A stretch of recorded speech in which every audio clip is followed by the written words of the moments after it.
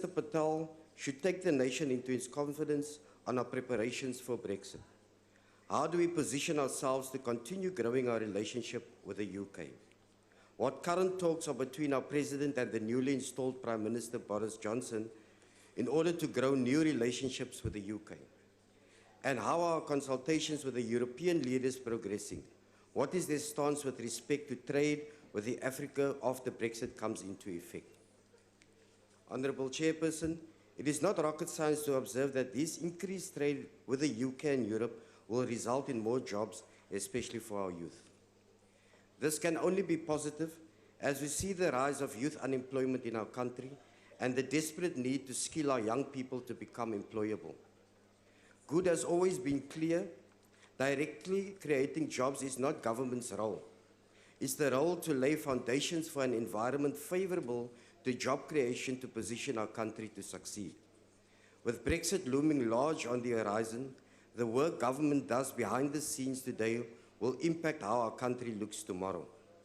If we are seen to be turning the corner on corruption, creating conditions conducive to trade such as reducing red tape, investing in our infrastructure, building a world-class transport system, securing our ports and harbors, and providing policy certainty to investors, we will be well positioned to benefit from Brexit.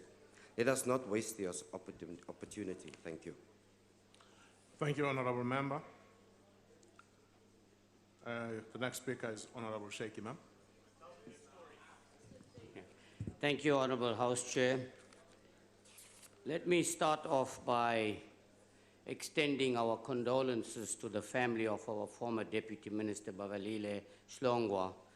May her soul rest in peace. Our condolences to her family, friends, and the African National Congress at large. Let me also welcome and congratulate Minister Patel and his team for the good work you have done. Indeed, I think Comrade McPherson is correct that in signing this agreement, you will save thousands of jobs in South Africa, particularly in the Western Cape, because a lot of our fruit and the agricultural sector plays a pivotal role in the economy of the Western Cape particularly. So I think we must congratulate you for the role that you have played. And in that process, I think you may have saved many, many jobs in South Africa. And thank you very much for that foresight into realizing what could happen had we not. Let me also welcome your initiative, Minister Patel, in the manufacturing sector, particularly in the textile and things. And I know that you have a new initiative that you want to put forward in terms to strengthen and enhance the manufacturing industry. Again, let me congratulate you for that. Now, let me just set the record straight on some issue here, particularly that I heard Comrade Shivambu talk about prescribed assets. Yes, indeed, prescribed assets is a great thing, would have been a great thing in South Africa had we been able to manage ourselves professionally in a satisfactory manner.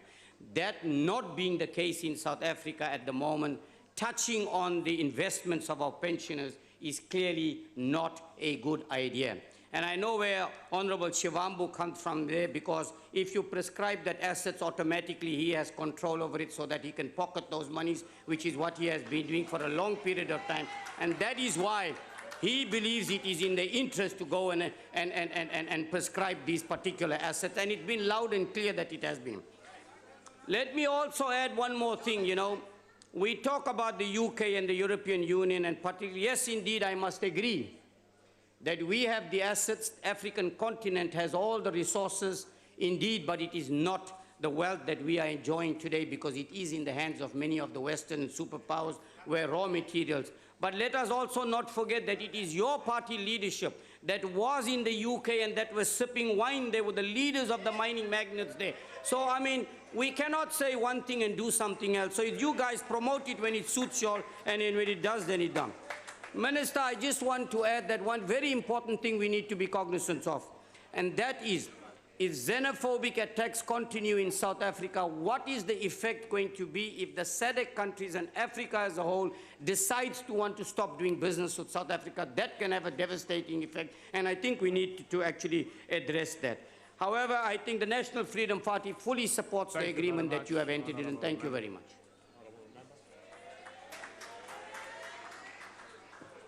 Honorable Carlo.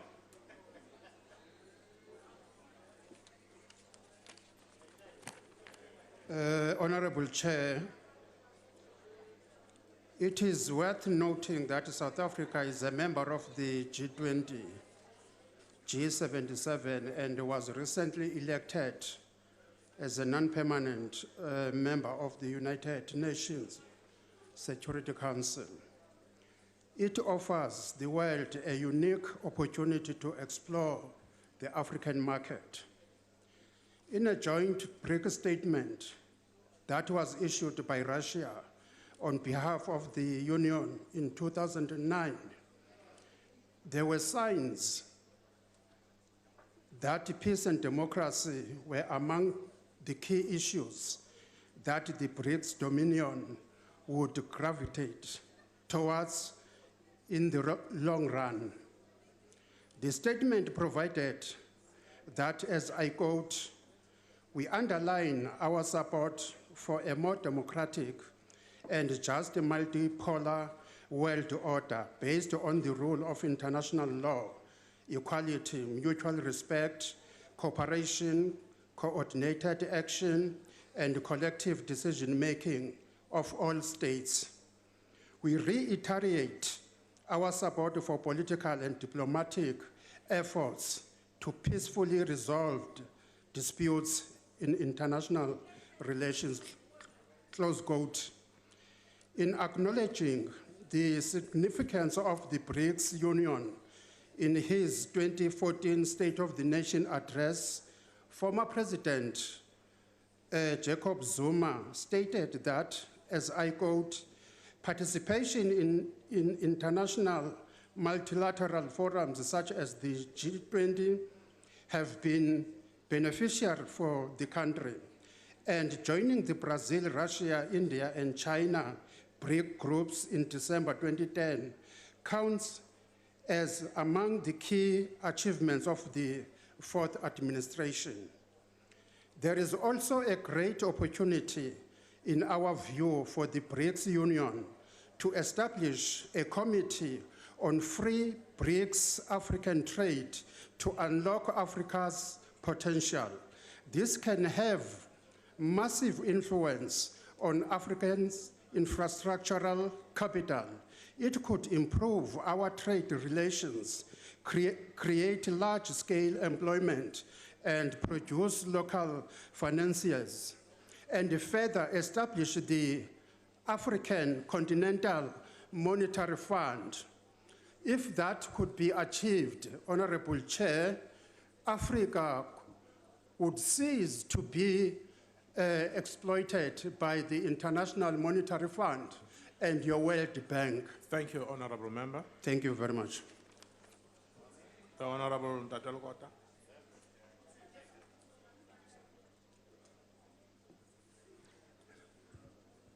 Thank you, Chairperson. History has happened, and history will continue to happen. Today, we consider an issue which affects the history of this country profoundly. We have to remember that we were linked to the British in the 1800s already, that our gold minings, our diamond minings, many industries that this country developed were linked to the relationship that we had in history. Whatever the pleasant and unpleasantness of that relationship, history happened the way it happened, and today we have to consider what is in the interest of the people of this country going forward. We have relations that go way beyond the British, and we must maintain those relationships with various countries which make for the betterment of the conditions of life of the people of this country. The Germans, the European Union, the British, we must be able to recognize that we are an independent country, and subject to what relations we strike with different countries, that is the road we will take to take South Africa forward. If the British disagree with the Europeans and decide to reduce relations with them, it must not be at our expense. And we cannot be told by anybody whether we will maintain relations with the British or with the Europeans. We must decide that on the basis of what is in the interests of the people of South Africa. And therefore, we will be happy if there is peace in the world, which means if the British and the Europeans sever relations in a peaceful way, that is in our interest. But we will maintain relations with both. And we must do so. Because many of the jobs of the people in this country depends on the trade that we have with the British, with the Germans, with the French, and so on. Why should we consider to sever or to disrupt economic and other relations with countries which otherwise have no track to fight us? We must therefore hope and persuade to the extent possible that South Africans and South African business must understand that they are at home in this country as long as they keep such trade with other countries as strengthens the conditions in this country. Thank you, Chairperson. Thank you, Honorable Lukota. Honorable Hendricks.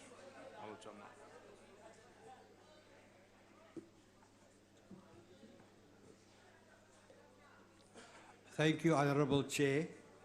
Honourable Chair, I'm a bit worried that the 2,000 pages the Minister speaks about may benefit Britain more than South Africa. The consequences of South Africa could obviously be huge. It is very difficult to understand what Brexit really means for South Africa. The implications could be far-reaching. What happens if there is a change of government?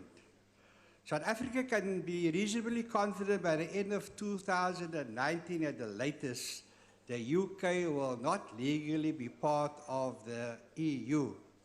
The biggest threat to South Africa will be reduced export demand if the Brexit negotiations damage the UK economy.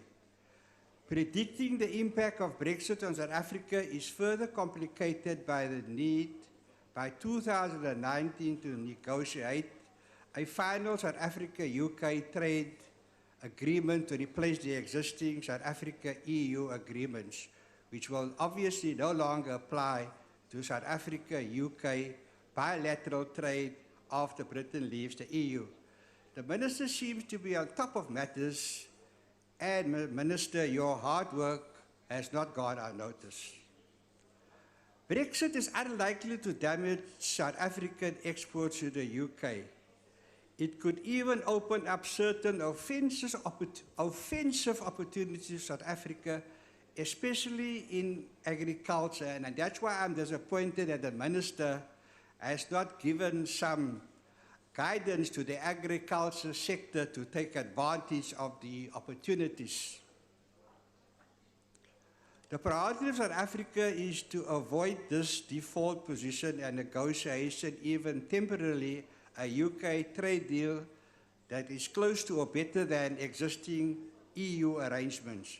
A secondary priority would be to focus on identifying and supporting both domestically and through trade agreements, trade interests which stand to gain from the Brexit change. The ministers are ever not proactive enough to promote trade and get industry for South Africa that would benefit South Africans excluded from the decades of trade, especially during the colonial days and today. It is quite obvious that South Africa would benefit if there is no Brexit deal. So, with respect, I disagree with the Minister and the assessment of the ACDP.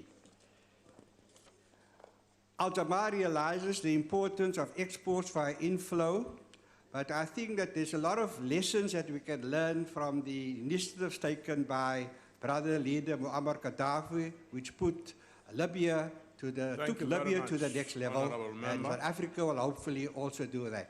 Thank you. The Honorable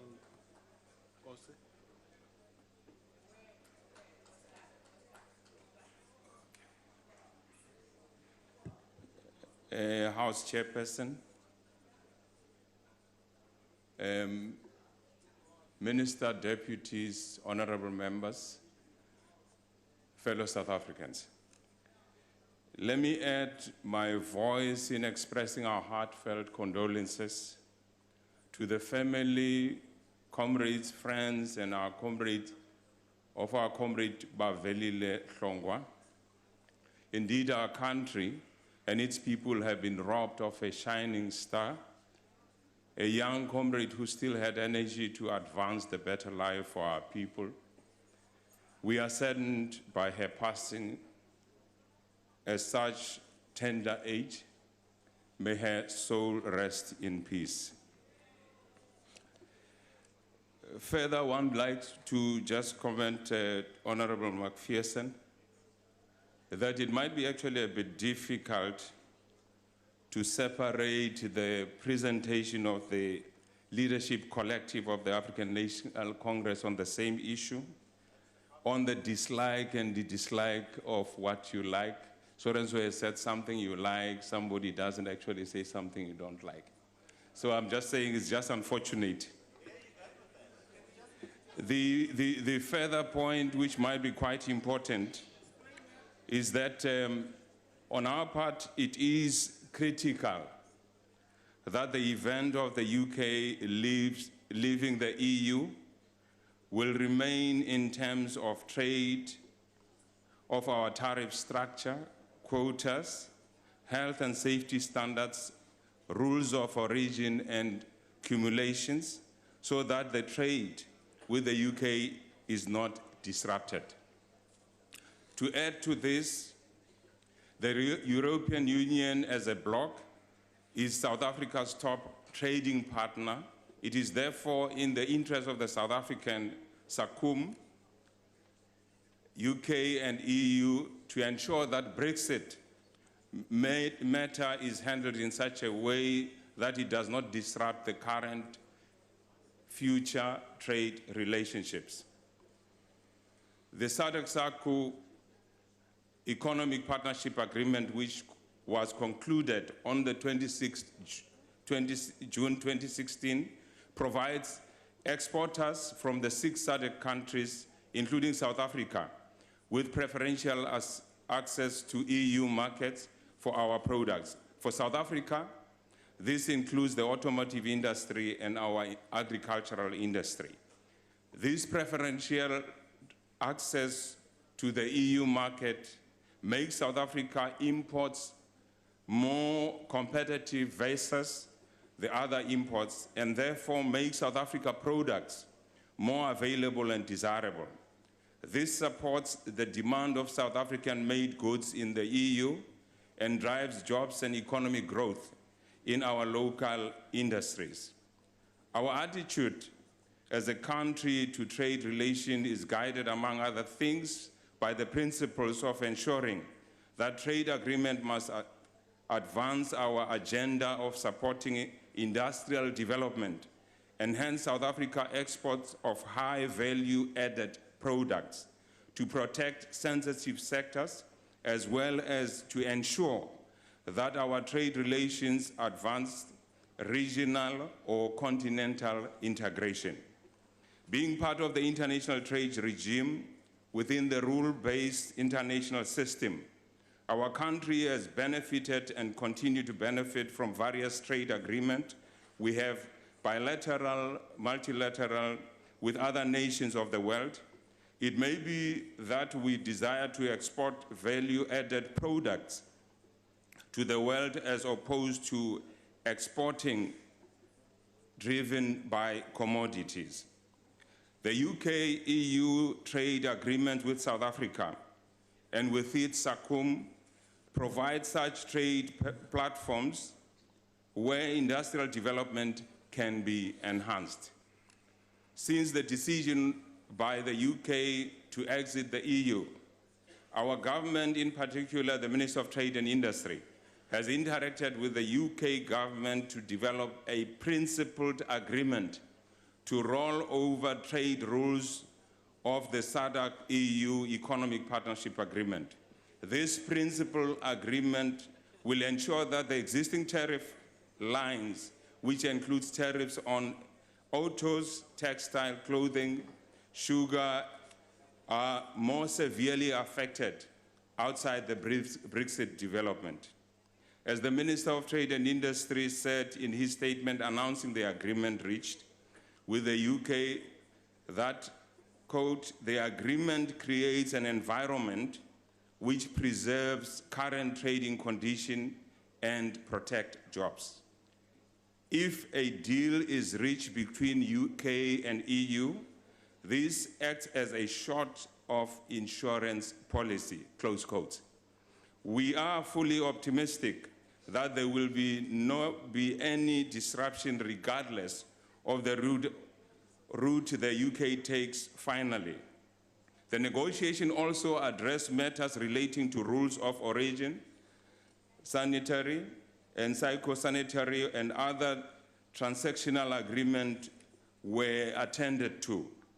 The former and current Minister of Trade, Industry and Competition have consistently kept the Portfolio Committee of Trade and Industry updated on any development regarding this matter. The legacy report of the Portfolio Committee outlines how the committee and the department led by the minister have worked together in their different functions and roles to ensure that South Africa trade's relation with the UK are not negatively affected by the Brexit.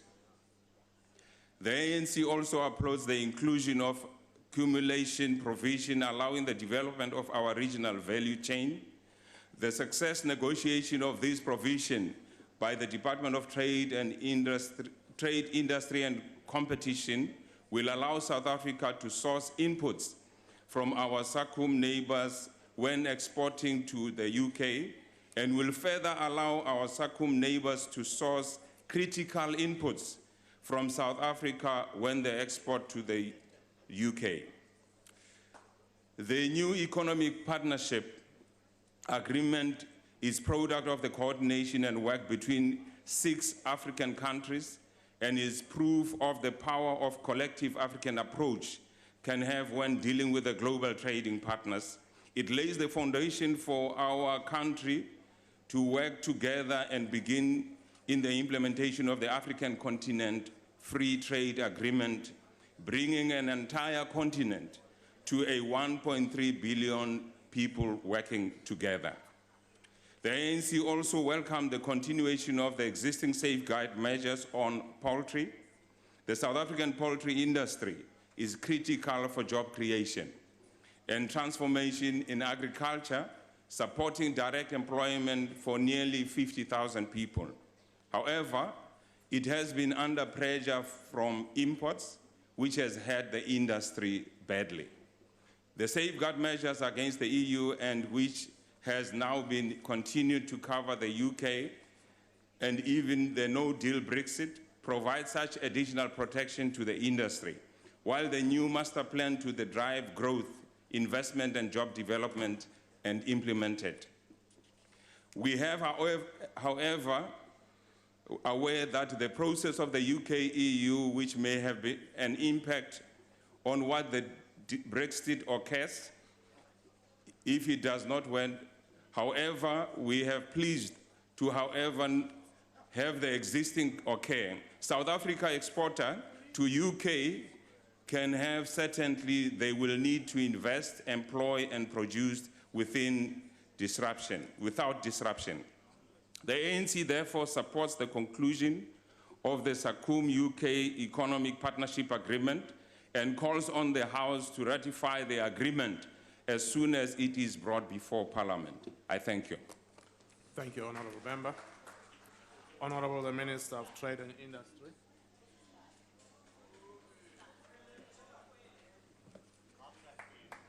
Thank you very much, honourable members, for the comments. I think what we saw today is widespread support across the House for the agreement. I want to thank Honourable McPherson for his congratulations, and we agree we should use the instruments of industrial funding to leverage more opportunities for the country. I do not agree, however, with the characterization of the South African economy, particularly with the characterization of trade unions as enemies of growth. If we, in fact, can reach agreement with the UK We can and should be reaching agreement with trade unions, with business organizations, with South Africans on how to move the economy forward, to unify the nation around a compelling vision of growth and of jobs and of transformation. That's our task. Not to exclude, not to walk away, but to include, to be this place, the center that ensures this nation holds and it develops and it builds and it transforms. We are open to trade with the rest of the world, with the United States and with China, with Britain and with India, with Portugal and with Brazil. We do what is in the interest of South Africa, in the interest of workers and communities, in the interest of industrialists and investors from South Africa. And that must be our guiding basis. I must say, honorable members, I was somewhat puzzled by the comments of the Honorable Shivambu. And I'd like to share with the Honorable Shivambu that the overall value of trade between South Africa and the United Kingdom strongly favors South Africa. We import or buy about 36 billion rands worth of goods. We export or sell about 106 billion rands worth of goods. So we run a very big trade surplus. Why should we walk away from this? I want to also take issue with the question of industrialization. Of course, the point is valid. We need to deepen industrialization. We need to do more. We can't just be a seller of raw materials to the rest of the world. But if you look at the list of the top 10 exports we sell to the United Kingdom, number 3 is the export of cars. Jobs for workers in Tshwane, in Nelson Mandela Bay, in eThekwini. 120,000 South African workers assemble cars and make components here in South Africa. We are Africa's manufacturer of cars, producing 600,000 cars every year that we sell in our own country and to the rest of the world, earning foreign exchange, ensuring that those workers have wages, giving job security, providing opportunity, getting taxes that can build houses and provide health care to our people. But on the top 10 list, aside from the 7 billion rands worth of cars, there's also catalytic converters that we sell. And this is something in a car that uses platinum. It beneficiates South African platinum here in South Africa, creating local jobs and ensuring that, in fact, we provide opportunities for South Africa. I'm reminded of the debates we had in the 1980s when we built a militant trade union movement that took on apartheid. When we met with workers, there were sometimes two views. One view is don't sign wage agreements with the employers. And the other one, which is the view that workers accepted, that we had a strong mandate for, is use your organizational capacity and power and enter into those agreements. Make sure that those are good agreements. Our job is not to bake slogans, but to bake bread. It's not to build rhetoric, but to build cars. It's not to dig divisions, but to dig gold and platinum. It's to provide opportunity for South Africans. And so as we move forward, because the statement dealt with Brexit only, we didn't look at all the other elements of our industrial strategy. The meetings we have with the poultry industry, the discussions, as Honorable Sheikh Imam said, with the clothing, textile and footwear sector, the engagements with the steel industry, as we begin to build support and ideas for a master plan that can transform our economy. And finally, honorable members, our job is not only to focus on trading relations with the UK and with Europe, but it's to deepen the trading relationships on the African continent. And so we have signed an African Continental Free Trade Area, bringing together 54 countries on the continent. 27 have already ratified that. And that's how we are going to build our economy, how we move the economy forward, how we create jobs.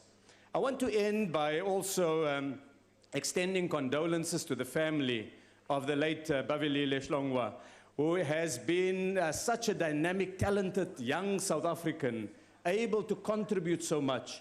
And I think it is one of the memories that I will have, that her contribution, even to the debates and discussion around Brexit, has been excellent. And so we have lost a great South African. Thank you very much. That concludes the party responses to the statements, honorable members.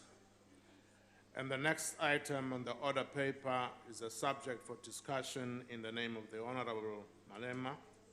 on building state capacity through insourcing of government and all state-owned workers. Honorable Malema.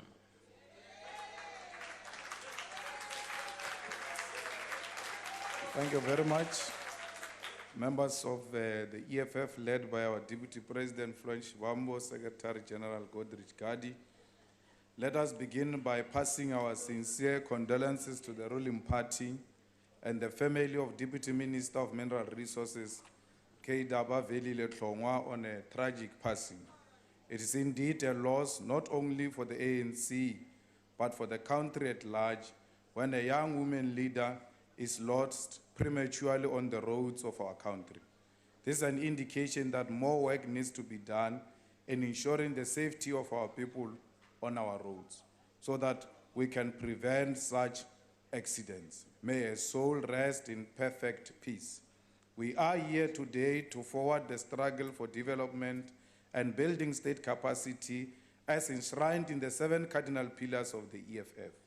We have witnessed a lack of direction in terms of economic development, and state capacity continues to deteriorate. The private sector in South Africa is now bearing the fruits of its investment in Tumamina, as we are presented with plans to sell the little control over the economy that the state has. Today, we carry the mandate of cleaners and security guards to once again provide a way forward that will benefit the poor masses of our people, develop the state, and save money. From the outset, we must illustrate to the ruling party what a developmental state looks like. A developmental state must drive economic and industrial development, independent from capitalists, and provide better services to all its people, build and maintain infrastructure, and build an inspired, skilled, and well-compensated workforce. A developmental state must deliver houses, build roads, schools, hospitals, deliver water, and ensure that taxes are spent efficiently. The South African state, in its current form, does not drive the economy or deliver services because it has no capacity. Everything the state does is done through private companies appointed through tenders. Today, government spends an estimated 800 billion through tenders. Today, government appoint private companies to provide simple services such as security, gardening, traveling, cleaning, general maintenance, and other services. Government and state-owned companies appoint companies to build and maintain schools, clinics, hospitals, electricity, power plants, water treatment plants, sanitation plants, and other infrastructure. Government also appoint consultants to develop strategies, write basic documents, reports, and plans. Essentially, what we have is a state that is run like a private company. As South Africa, we have succumbed to the narrative that blacks do not have the capacity to govern their own affairs, that they must be controlled by a private sector which is dominated by white-owned private companies. A private sector that has no obligation to develop South Africa, but is motivated to bleed us dry of our resources. Inflated prices and corruption are one part of the problem with tenders. The other problem is that these companies make our people work under terrible conditions with long hours, no medical aid, and pay them below living wage. The fate of these workers is suffered by many other workers who have worked as contract workers at PRASA, Transnet, Eskom, Dinel, SAA, and AXA. The question then becomes what is to be done. As the EFF, we propose that provincial and local government and all state-owned companies must abolish tenders and insource workers on full-time basis. We have led by example with our councillors in municipalities, sponsoring motions of insourcing of cleaners, security guard, gardeners, and general maintenance workers. Due to the intervention and leadership of the EFF, more than 4,000 security guards are insourced in Johannesburg with a salary of 10,000 per month, medical aid, pension, and uniform. More than 1,000 cleaners are employed with a salary of 10,000. Cleaners who used to be employed by private companies are now employed directly by the city of Johannesburg. The EFF caucus in Nelson Mandela Bay, city of Tshwane, and all municipalities that did not have outright winners in 2016 local government elections are engaged in programs that will lead to the insourcing of workers. While there are positive results and correct direction, the only sustainable and long-term solution is national legislation that promotes the insourcing of workers and detenderizing the state at all levels. We have since started a process here in Parliament to introduce an insourcing private members bill. A capable state will provide the quality of work and can additionally use its procurement capacity to drive local industrialization and development of the economy.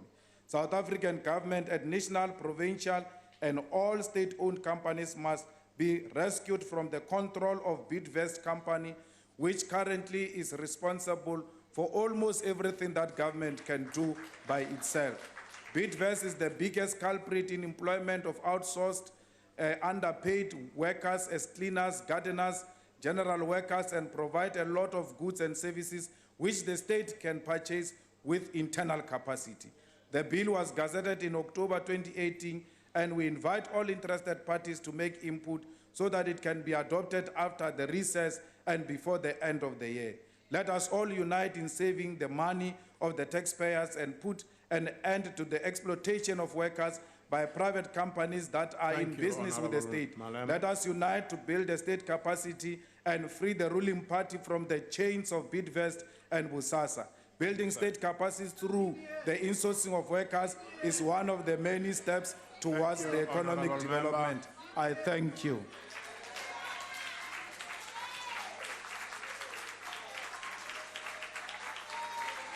Honorable Mathubela.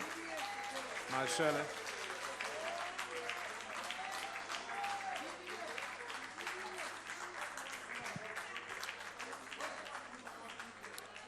Honorable members, Honorable Mashele, can you just hold for a while?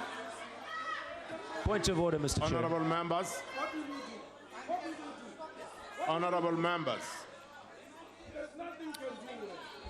Honorable members, please.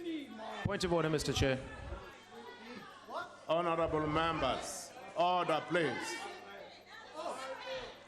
Honorable members, please. Honorable Gardi. Honorable Gardi. Honorable members.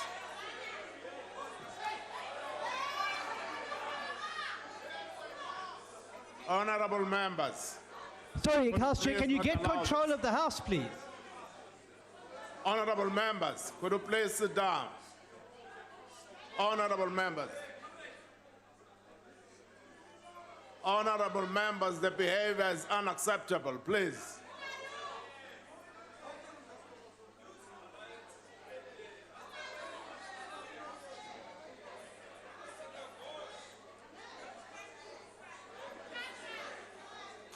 Honorable members.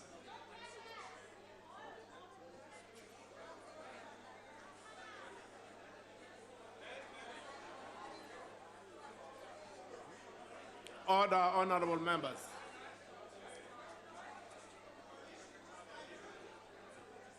Honorable members, please. Can we bring the House to order?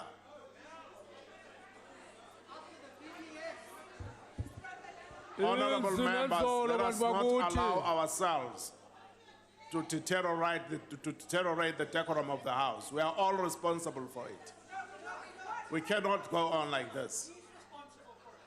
We are all responsible. We are all responsible. We are all responsible members of this House. I repeat. And we take charge of the decorum of the House, each one of us. We cannot go on like this.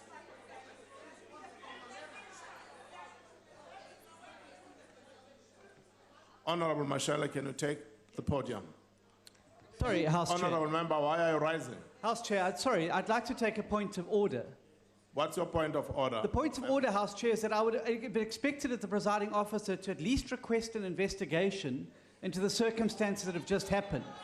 You say we're all responsible for decorum in the House. You're responsible for upholding the rules of Parliament. What has just happened here is a gross violation of the rules of Parliament. And I would really request you as a presiding officer to at least initiate an inquiry into what has just happened here. It's not acceptable for members to be threatened in the way that they've been threatened. Order, honorable members. I have taken concern of that, honorable member. I'm aware of that. We'll make a follow-up on that.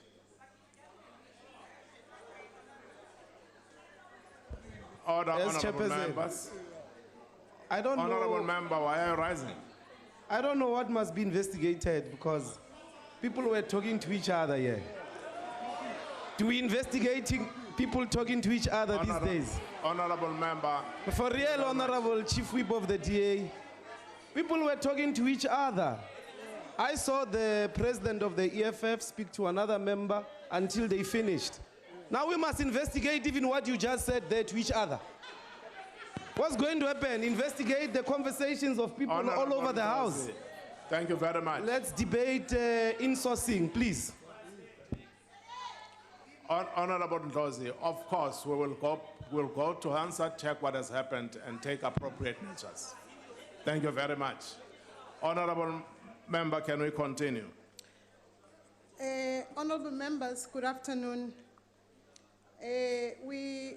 We send our condolences to the family of our fallen heroine, Comrade Bavelile. May her soul rest in perfect peace so that she can rise in glory.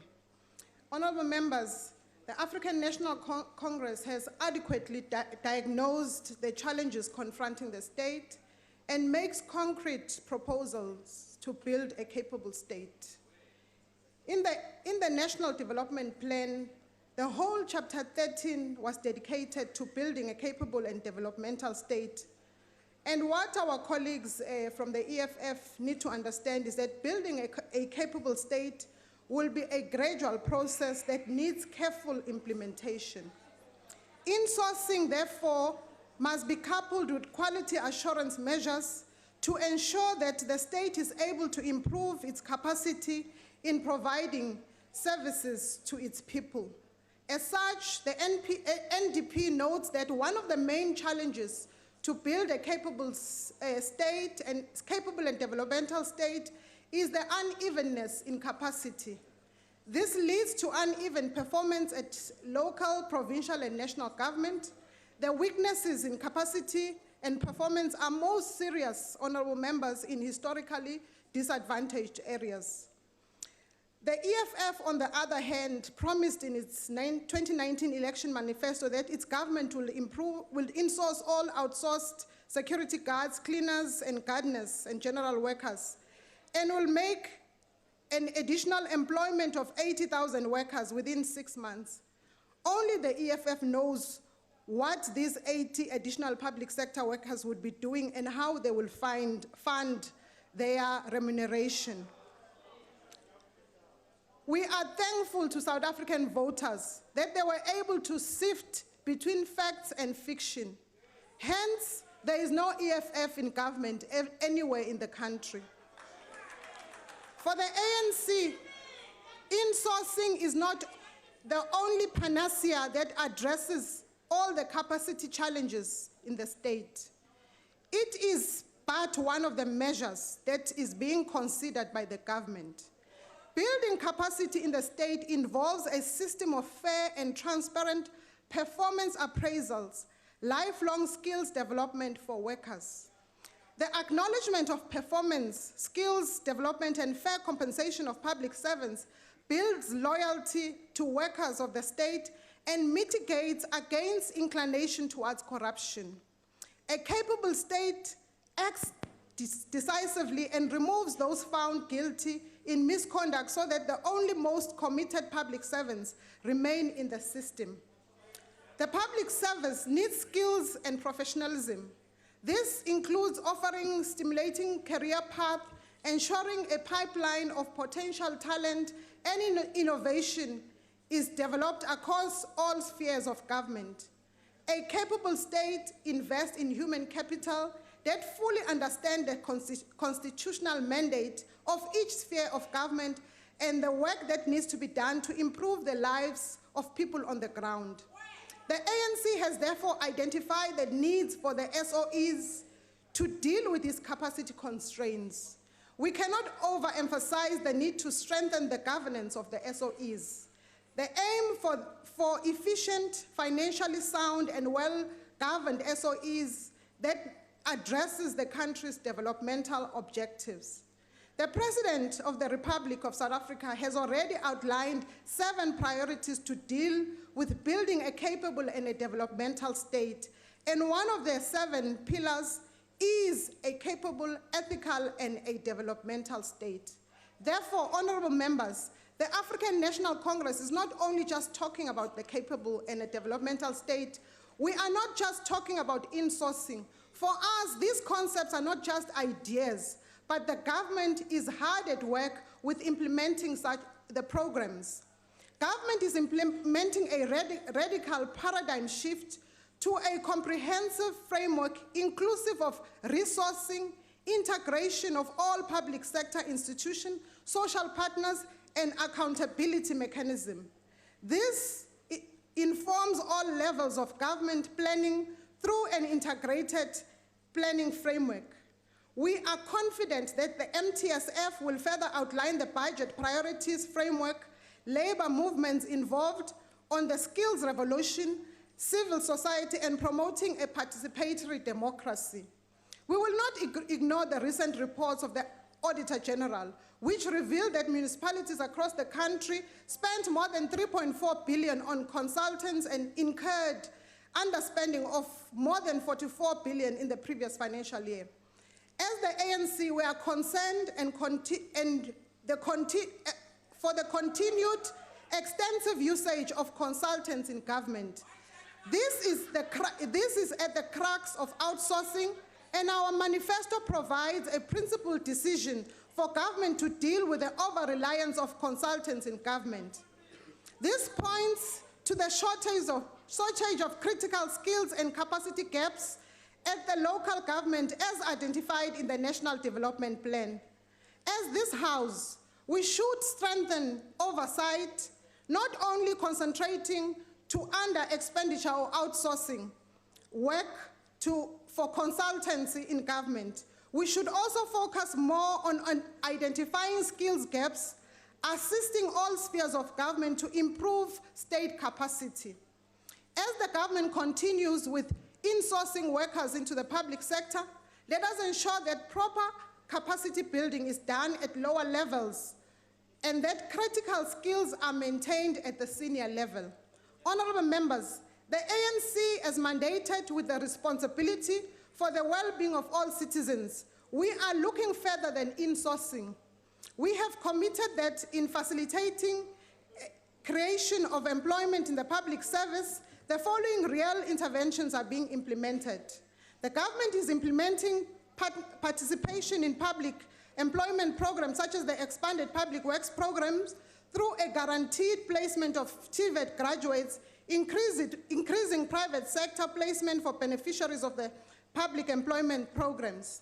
We have rolled out the implementation of the national minimum wage to cover workers in domestic work, farming and forestry, and other vulnerable sectors. We are now conducting oversight on the effective compliance of the implementation of the national minimum wage.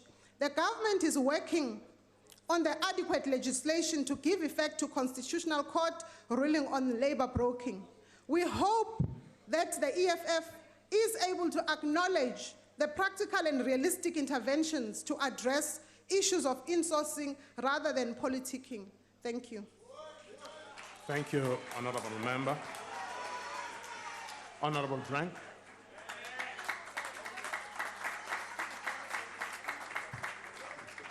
Thank you, House Chair. It is not difficult to understand why people would rather work as civil servants than contractors or employees of private contractors. On average, public sector wages are significantly higher than those paid in the private sector. This is especially true for unskilled and lower skilled workers in whose favor the demand for insourcing is often made. In the last decade, the government wage bill has grown faster than the wages in the private sector, faster than inflation, and faster than the JSE All-Share Index. As a ratio to GDP, only the United Kingdom pays more in salaries and wages and benefits to public servants than South Africa. The spending spree has not improved services, and it has not improved the chances of ordinary people to get a job in this country. But now the money has run out. The pockets of taxpayers, including working men and women, are empty. And the DA is very concerned and cautious of demands to transfer ever more people from the payrolls of businesses to the payrolls of government. Insourcing of staff at universities came at a massive price for students, parents, and taxpayers, many of whom did not even have a university education. So this is the warning. Ever more people on government payroll, ever more money spent on salaries and wages of civil servants will inevitably mean less money for essential public services, less investment in infrastructure, lesser security for millions of South Africans who rely on social grants, and less money in the hands of families and private individuals to invest and create jobs.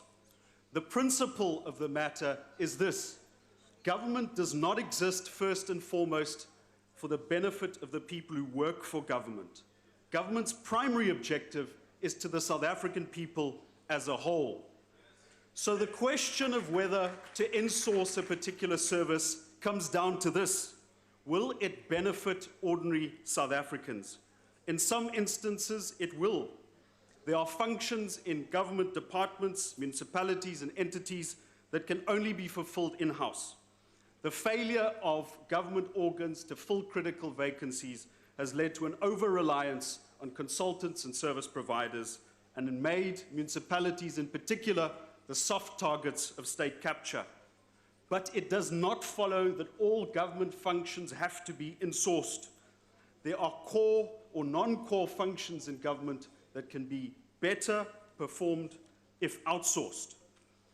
'n algehele beleid wat byvoorbeeld munisipaliteite dwing om die werkers van privaat kontrakteurs in diens te neem, sal rampspoedige finansiële gevolge hê. Munisipaliteite soos die Wesrand Distrik in Gauteng en Mafube in die Vrystaat kan nie eers bekostig om hulle bestaande werksmag te betaal nie. Suid-Afrika se nasionale krisis is nie dat ons besoldiging te laag is nie, dit is dat ons indiensneming te laag is. Daarom moet die regering staatsbesteding verminder en die versperrings in die weg van ekonomiese groei en werkskepping moet verwyder word. Chairperson, the economic reforms that the DA has championed in and outside of this House are not for the political and corporate elite, but for working men and women, in particular people who are desperate to find work in this country. It is in their interest that the public sector wage bill must be lowered and not inflated. I thank you. Thank you, Honourable Member. Honourable Pambo. Thank you very much, Chairperson, Commander-in-Chief. As part of the Fees Must Fall generation, we dynamically linked our struggle to free, quality, decolonized education with the struggle for the insourcing of workers in all universities. We did so because we were first-hand witnesses of the super-exploitation that university workers, particularly cleaners, were super-exploited by companies such as Bidvest, Supercare, Servest, Impact, Fidelity, and others. While the struggle for free, quality, decolonized education is ongoing until total victory, we have witnessed certain victories in relation to the insourcing of workers. In a process that was led by Advocate Dalimpofu, the national chairperson of the EFF, which included workers, students, lecturers, made sure and ensured that cleaners and gardeners were insourced and their salaries improved from 2,500 to 8,000. The Wits University workers now have medical aid. They are registered for UIF. The university contributes to their pension and they have staff educational benefits. The Fees Must Fall generation, with the full support of the EFF, also fought for the insourcing of workers at institutions of higher learning such as UNISA, UKZN, the University of Pretoria, and UCT. The following institutions are also following the same process: TUT, Univen, and Fort Hare. All these workers have realized improved working conditions and better salaries. The private members' bill, which the EFF introduced here in this parliament, must be expanded to all institutions of higher learning, in particular universities, universities of technology and TVET colleges. Perhaps, President, we should pass a law that every employer, whether public or private, who needs the permanent services of a cleaner, a gardener, a security guard, should employ them directly and pay them decent wages. The issue of insourcing is not simply an issue of economics, but a question of personhood and dignity. It is a question of our mothers who wake up at 3 in the blistering winter cold to clean toilets and wash dirty linen so that they feed their families and children. It is the question of fathers who, despite illness, wake up to clean windows and scrape floors because they can never allow their loved ones to go to bed on empty stomachs. It is a question of our brothers and sisters who have children waiting for them with growling stomachs and mouths wide open in the silent shacks of Orange Farm, Soshanguve, Soweto, Kukuletu, Khayelitsha. But do we continue to call this work when the conditions that they are subjected to turn them into beings below animals, stripped of all dignity, shamed, and left naked for the world to see? An open wound, open for everybody to poke at, as Fonan would say. Do we still call it work? We refuse to call what the ANC government is doing as work. It is barbarism, modern-day slavery. South Africa is a country at the mercy of capital, and the state, in its current form, does nothing to change the situation. The practice of outsourcing not only undermines our economic development, but leaves an already vulnerable black population in the hands of capitalists who take advantage of their desperation. One cannot expect that to have productive labor force when workers do not earn a living wage. One cannot expect to build state capacity and an independent economy when you outsource services as basic as policy formulation, cleaning, energy generation, and catering and security. South Africa, true to its conception in 1994, has failed to liberate itself from the dependency of imperialism, which today manifests itself as private companies running their affairs as state ordinarily should. It is imperialism, racism, because it is a particular worker of a particular African descendant who is subjected to humiliation and exploitation. What color are the workers who were made to drink urine? Who cleans the toilets? Who cleans the toilets of airports? Who cleans the toilets of this parliament? Who mows the lawns of union buildings? What color are the people who you see every morning and every evening crammed at the back of bakkies? Who are drivers of these bakkies? The people who suffer these injustices are black, and they suffer these injustices at the hands of white capitalists.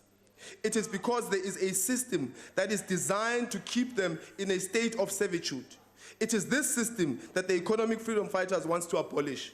It is these chains that we seek to unshackle. To this, we must start with abolishing Thank you, outsourcing. Honorable Member. Thank you very much. Honorable Buthelezi.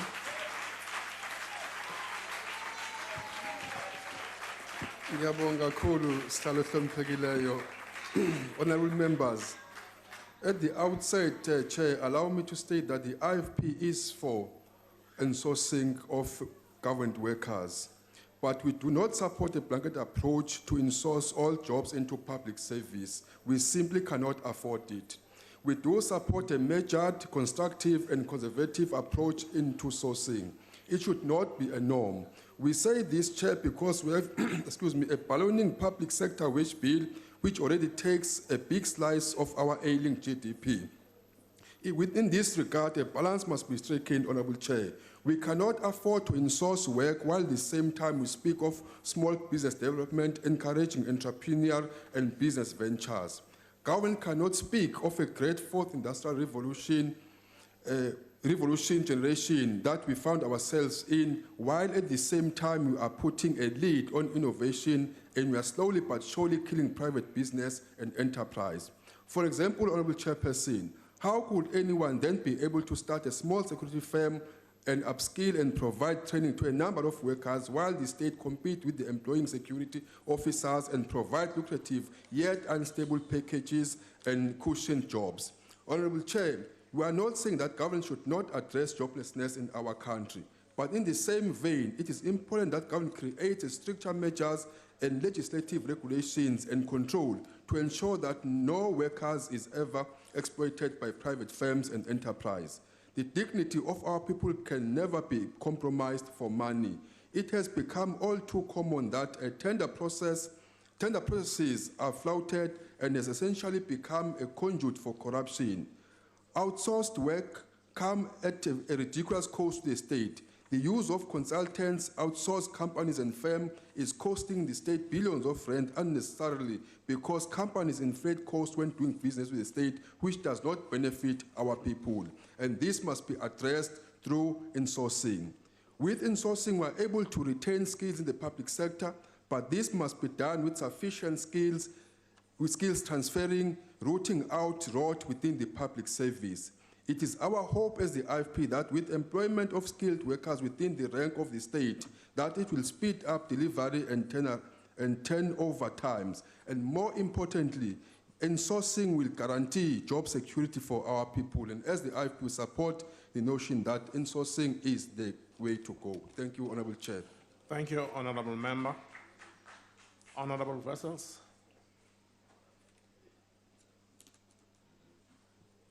Honourable House Chair, the Honourable Makubela Mashele said that government has the mandate to promote the well-being of everybody. She's quite correct, but does government do that?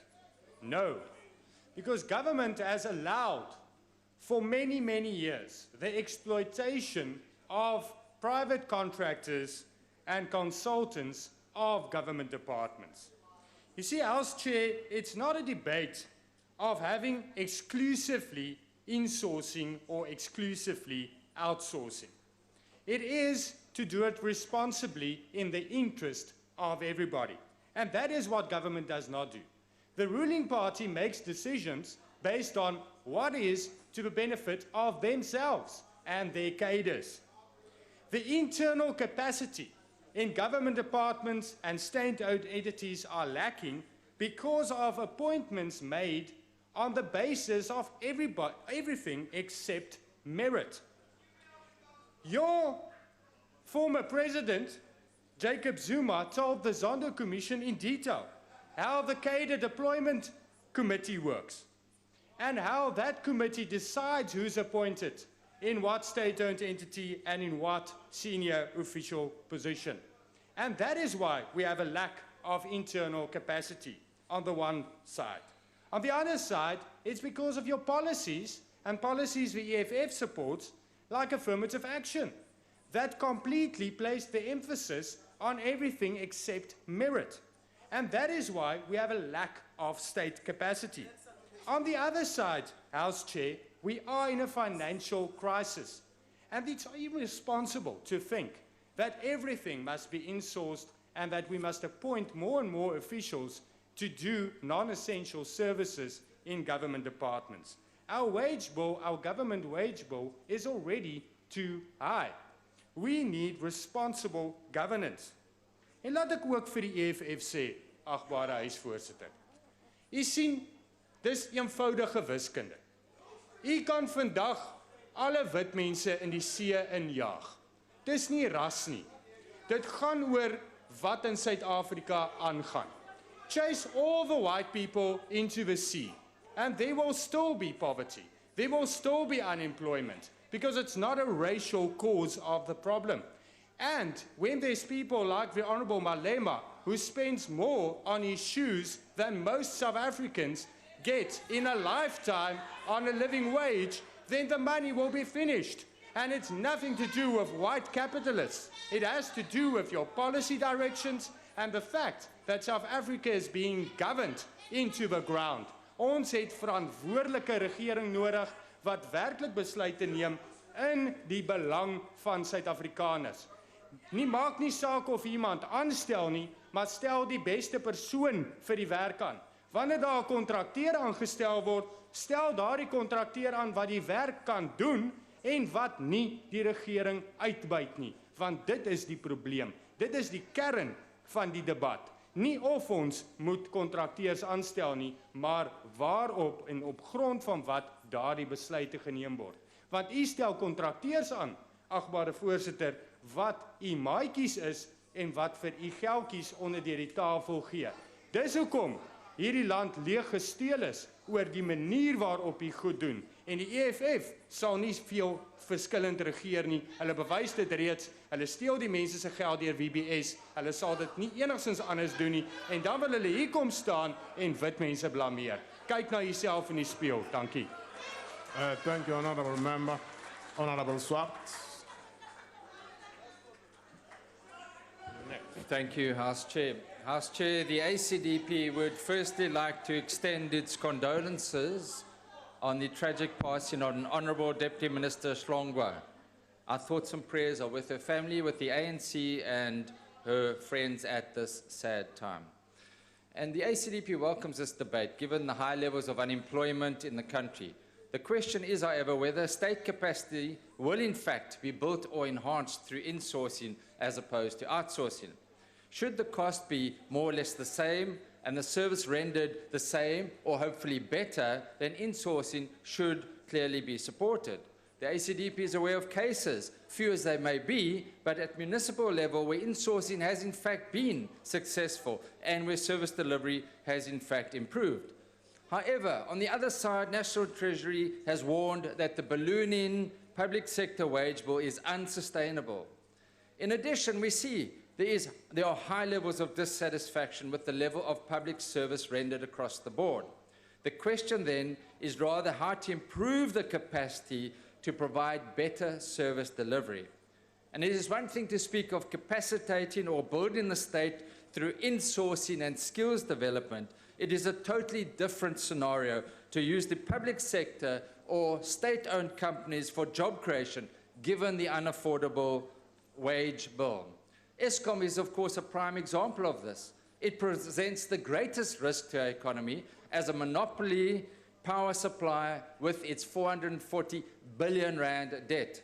Its problem is simple. It is not generating enough money to cover its enormous costs. It has reported a staggering loss of almost 21 billion after tax for this financial year. This against a 2.3 billion loss for last year. Its bloated staff complement has regularly been singled out as one of the reasons for the power utilities' woes.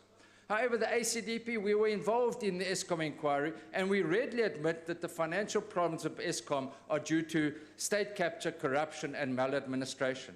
And while we are in agreement that workers should not bear the brunt of Eskom's poor management and political interference during the Zuma administration, it cannot be denied that Eskom is overstaffed, with some analysts saying up to 66%. The staff complement has increased from 33,000 to a staggering 46,000 in a decade, with the wage bill now standing at more than 32 billion, up from 9.5 billion in 2007. So while the ACDP appreciates the need to increase and improve the state's capacity, insourcing must be both cost-effective and enhance service delivery. I thank you. Thank you, Honourable Member. Honourable Zungula.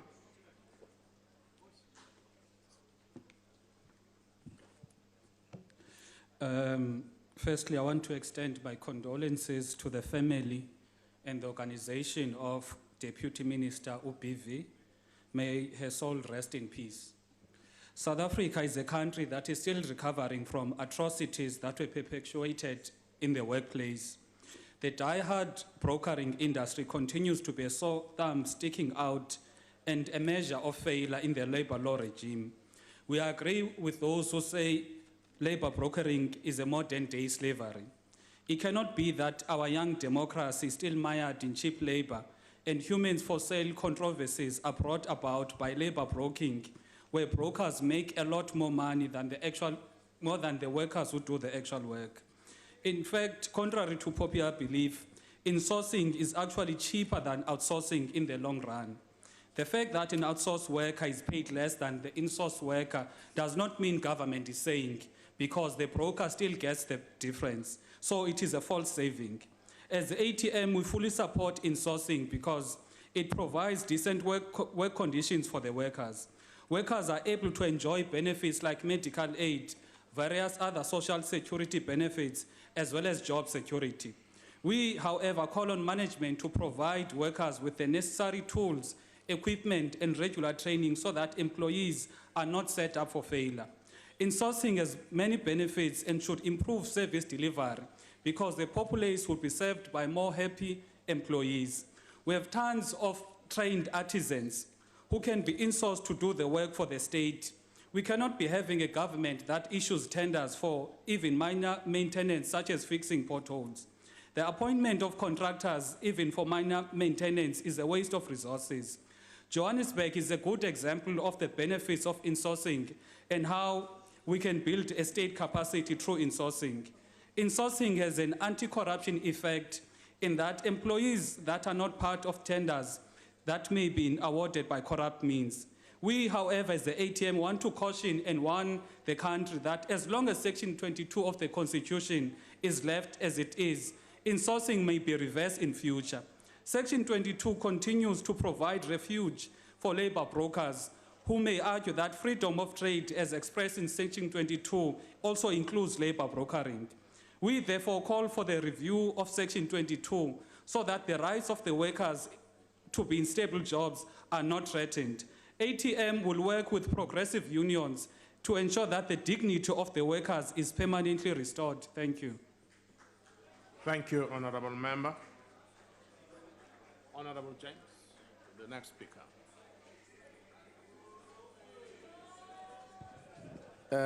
Thank you, Honorable House Chair. I want to join those who are passing condolences to the families of Comrade Bavelile. We lost a very dedicated cadre of our movement. The ANC's vision of a developmental state necessitates a public sector that provides quality public goods and services to all, is people-centered and people-driven and geared towards development. The ANC is not oblivious to the capacity constraints that are currently being experienced in the public sector. The consideration to outsource is informed on a case-by-case basis and is employed after due consideration of the availability of resources and the specific needs at the time. The process has also been applied in specific cases where skills transfer and training to build capacity in public sector employees is necessitated. It is important to note that outsourcing is not done for its own sake, but its necessity depends on capacity across government. Hence, it is considered and employed on a case-by-case basis. The rationalization of outsourcing finds expression in cases where it is cost-effective for government to build capacity in-house to deliver service and in the short term. The decision to use external services providers is not taken arbitrarily. The Municipal Systems Act has a list of considerations that must be taken into account.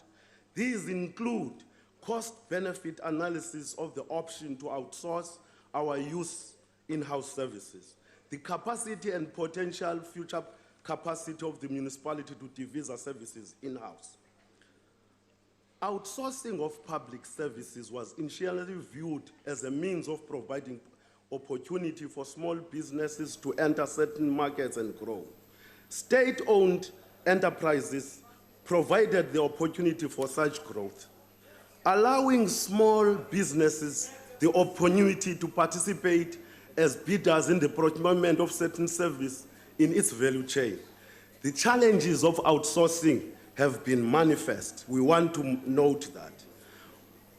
From challenges in the tender system and declining quality in output that has not met contractual expectations has brought into question the notion.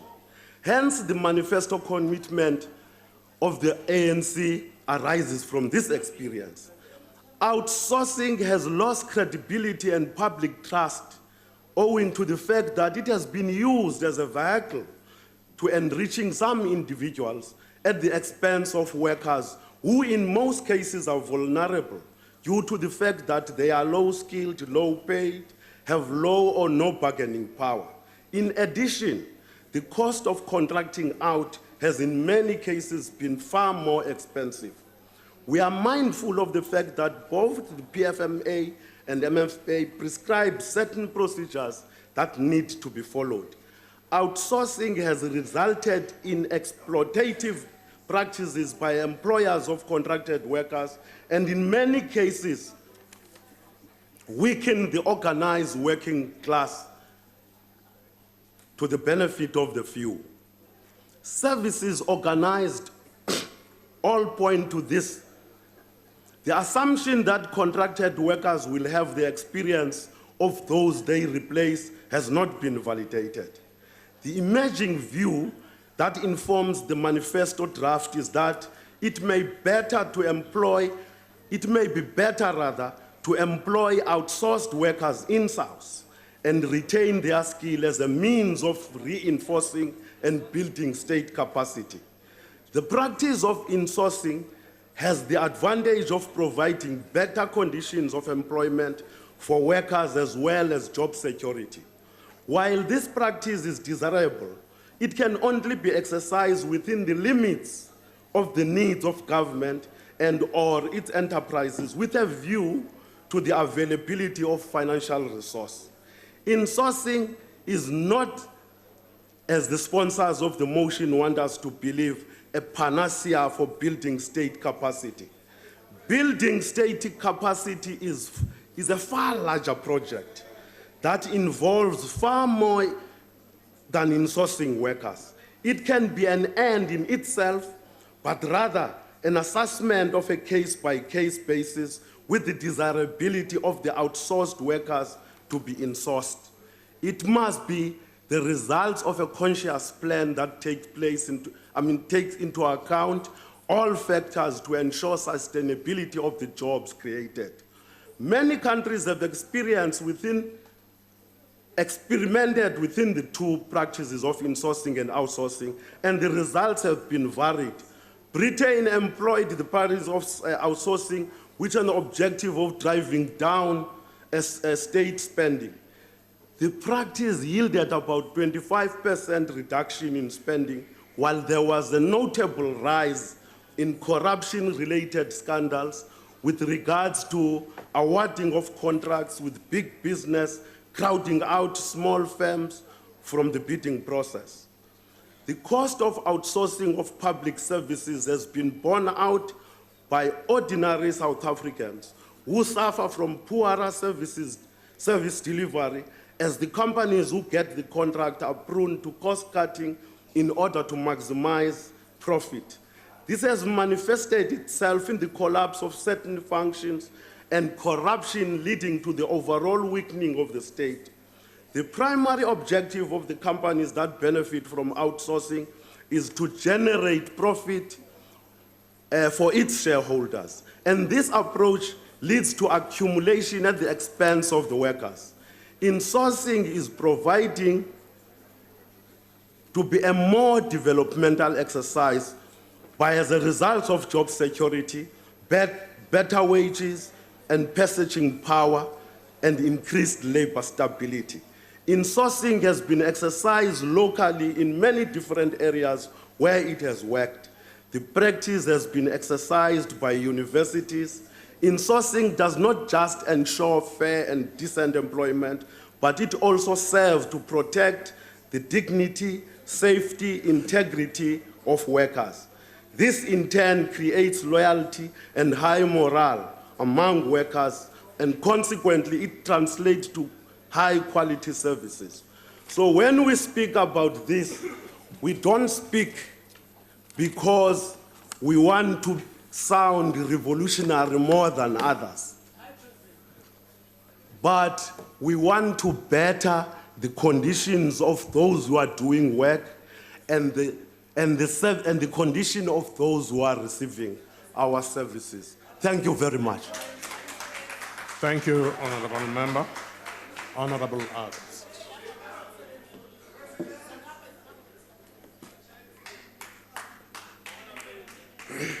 Honorable Chairperson, in challenging economic times of massive unemployment and poverty, the idea of a state that provides decent jobs for all its people can be intoxicating. But there's a factory-built flaw. It is precisely in economic times such as these that bloated governments and staff complements at state-owned companies radically curtail the state's ability to deliver services to the people. We have seen the mismanagement and debt that have afflicted state-owned companies. What security is there for workers if companies like Eskom must continue to borrow money from government to pay staff and operational costs? When the wage bills are paid, just a few crumbs remain to provide critical services to those who most need them and to narrow inequity. Workers are the backbone of economies. The more people have jobs, the more people have money to spend, and the more economy grows. The more the economy grows, the further we progress down the road of restoring dignity to the majority of people in our land whom the apartheid government sought to humanize. The state's role is not to employ the unemployed, but together with the private sector to create a good conditions in which the people develop its skills appropriate to the economy and economic environmental conducive to investment, growth, and job creation. The private sector is not a secondary partner in this quest. The state procures billions of rands worth of goods and services from privately owned companies every week. Therefore, we have the right to know that workers' rights are adequately protected, that they are being upskilled, earning market-related salaries, and that the companies are operating within the ambit of our labor law.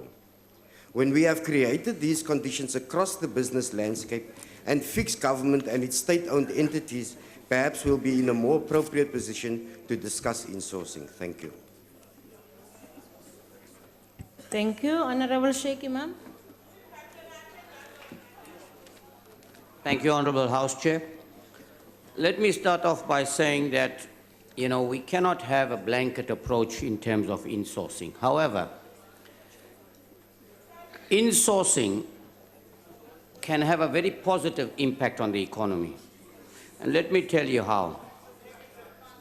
When you deal with consultants, I've given a good example. Consultancy and companies that do consultants are paid an X amount of money. One or two people benefit out of this organization. But if you rather use that money and insourced, you would employ 20, 30, or 40 people. 20, 30, or 40 people will spend that money in the economy, will develop and enhance the economy. But what do the 1, 2, or 3 people do? They use 10% or 2% of the money. The rest of it, they are hoarding it. It's not circulating in the economy. So that is what outsourcing basically does if you encourage outsourcing in the country. Now, one of the things we should be looking at, if you take schools, if you take police stations, if you take clinics, if you take hospitals, we should be building them through insourcing our own people. But given the fact that we have serious challenges, particularly with Eskom and others, why not consider a public-private situation where you get the public sector involved with the private sector, and then together we create this industry and you build your schools, you build your clinics, you build your hospitals, you build your police stations, rather than outsourcing everything with the tender system. We've said before that the tender system at the moment, a loss to the fiscus is in the region of 200 to 240 billion rand as a result of corruption. That is starting from local level alone. And I'll give you a good example. Let me give you a good example. Take Josini. There's a contract that was given from A to B, from B to C, from C to D. D only got paid 500,000, but the contract was 2 million rand.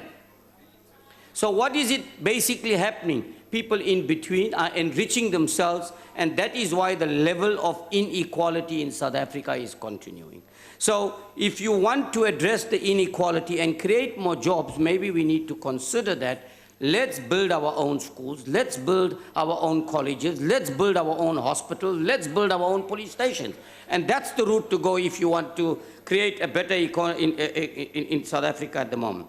The skills shortage, we have a serious challenge. The TVET colleges are still not speaking to the skills needs of the country. They're not. They're working in silos. And that is why you're going to have to continue, despite a circular in 2016-27 about all outsourcing and limiting it, it is not happening because you don't have the skills in the country. Thank you.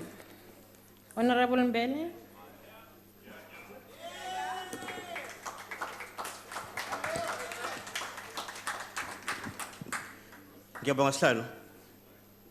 A starting point would be just to respond to some points made by previous speakers about the shortcomings and deficiencies in some outsourcing situations. And the key point there is that it's not the inherent nature of outsourcing that causes challenges like those mentioned by Honorable Sheikh Imam. It is the misapplication of outsourcing. If you have open, competitive, and unbiased bidding processes, then you will not have that kind of corruption. And Chairperson, in that vein, a major risk that reckless and indiscriminate insourcing of the kind proposed by the EFF poses is that it will be squeezing the opportunity space for small businesses. For better or worse, the state is one of the largest single buyers of goods and services in our economy, and its purchasing power can and should be used to create and expand economic opportunities that promote broad prosperity. There are thousands of small businesses that benefit from government procurements, and in so doing, they provide employment, labor absorption, and skills development opportunities and livelihoods for thousands of households. At a time of high and rising unemployment, the last thing our country needs is further job losses from ill-considered or misapplied insourcing policy. Rather, as the DA has repeatedly stated, the number one item on the agenda must be job-creating economic growth and consequently disregarding anything which undermines that agenda. And that is why part of the DA's policy approach to supporting small businesses is advocating for supply chain inclusion and implementing it as far as practically possible where we govern. We are committed to being an opportunity party leading opportunity governments that build an opportunity society for all.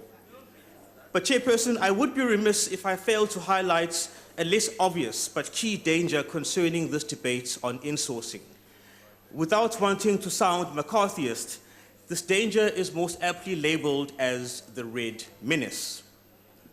When we consider that the EFF wants to nationalize almost anything of economic value that it lays sight upon, this impulse, combined with vacuum cleaner insourcing, of sucking in all contract workers indiscriminately into full-time state employment, would result in little more than a huge labor aristocracy job scheme, ready for manipulation as a patronage system for politically partisan or other narrow ends. That is the cronyist disease we must reveal as lurking within the Trojan horse of the EFF's insourcing rhetoric, when we consider in view of their full and horrifying socialist vision. If anyone thought on-point engineering was bad, wait until the Marxist-Leninist nightmare of social engineering comes true. Tatun Shaisa.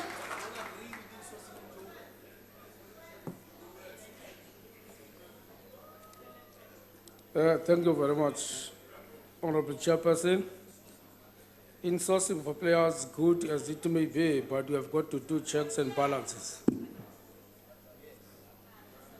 The complexity of this debate is amplified by the current economic woes that South Africa finds itself in. Any motion that seeks to insource employees working under government entities has a good chance of being affirmed by the proletariat and the working class. The dictatorship of proletariat dictum, ideological, sounds like a noble and a pro-communist slogan. As socialists, there are questions perhaps that we need to interrogate. In economic hardships, should we still pursue measures that will cripple our economy?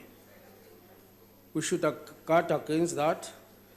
Will the insourcing of workers by government entities improve our social and economic capital in areas such as health, education, infrastructure, and development?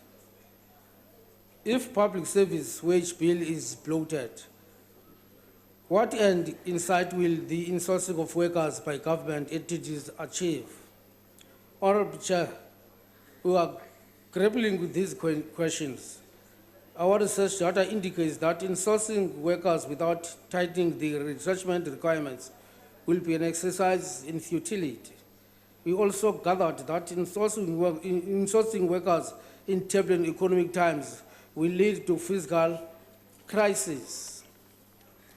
Chair, to achieve this motion, we will have to grow our economy by 5% annually.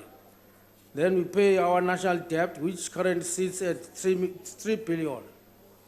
We also address the policy certainty and the investor confidence and reskill our workers.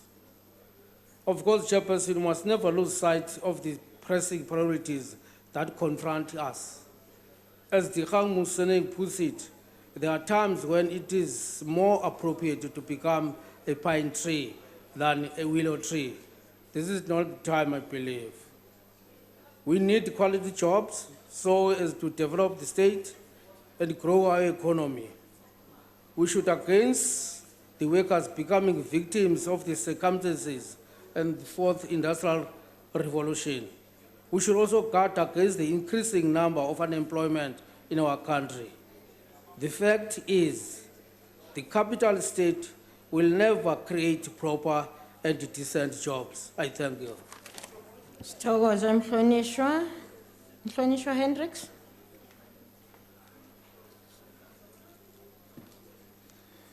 Honorable Chair, let me share with the House that after the ANC dismissed 200 workers in the city of Johannesburg who cleaned the streets of Johannesburg, the DA eventually insourced all of them. Thank you very much, the DA, for setting an example to the country to insource workers.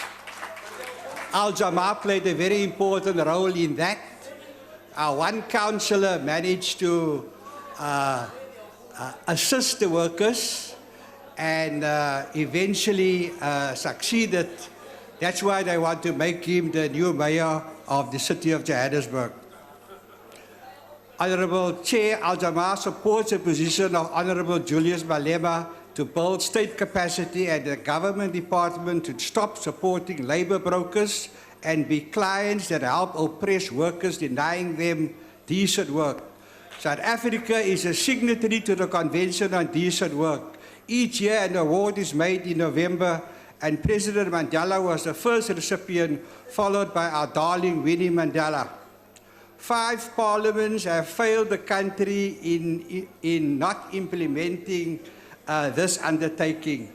Decent work requires workers to have dignity and enjoy pension funds, medical aid facility benefits, job security, as well as opportunities for promotion and skills development. It is time we examine how many workers working for the state in all 3 tiers of government that do not enjoy decent work and start to give them the dignity our Constitution demands and not the job impoverishment that they have to suffer. Al-Jamaa thanks the EFF for raising this great challenge and for Honorable Pambela for stating the case so strongly. Thank you very much. Thank you. Honorable Mazzoni.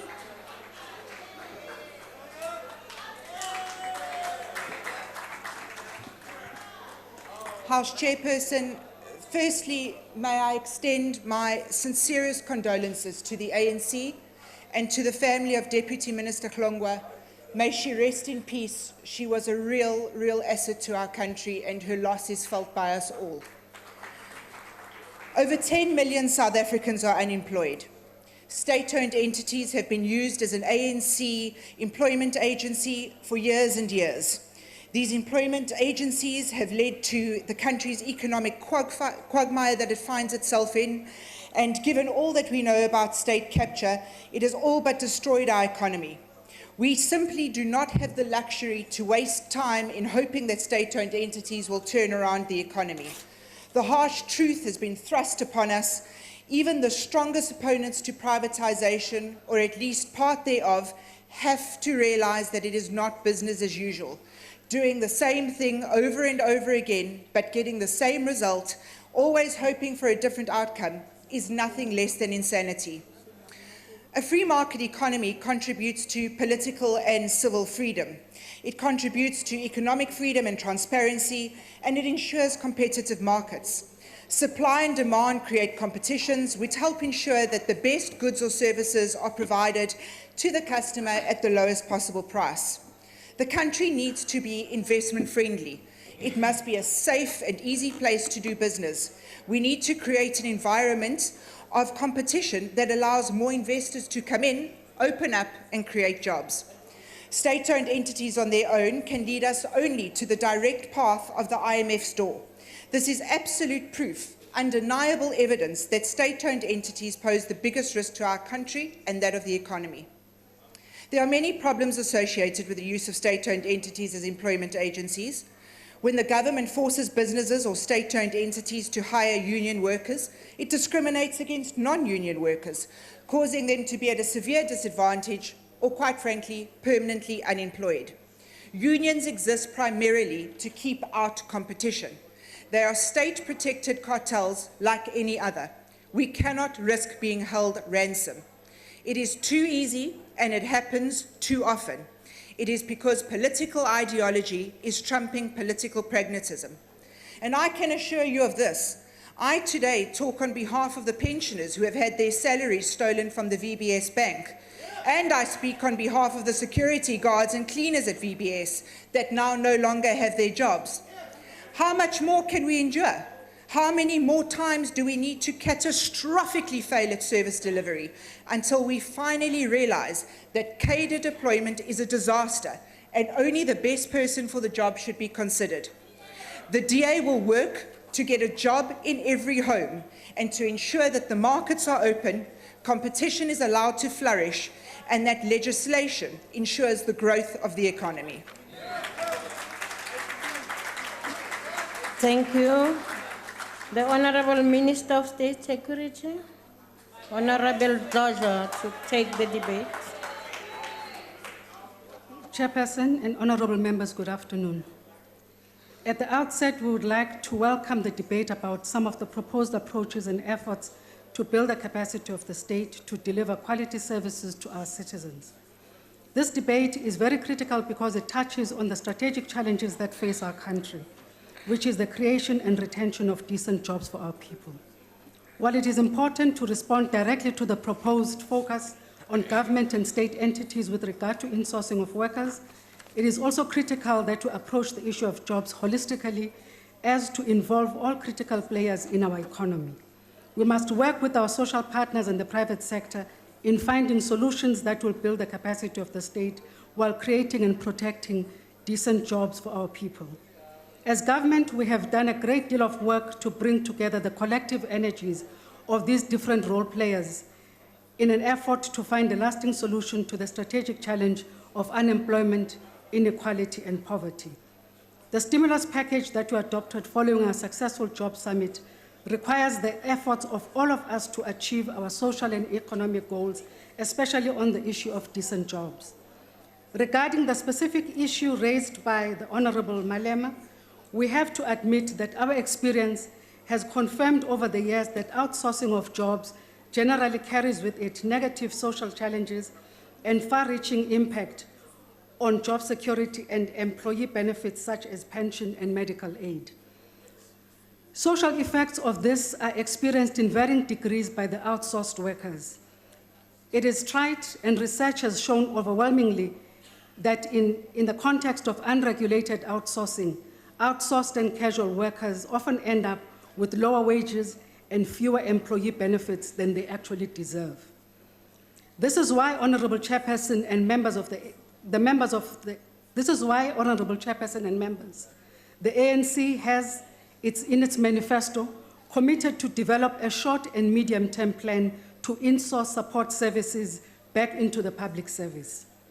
A cost-benefit analysis will have to be embarked upon, which will determine the pace and scale of the implementation of this program.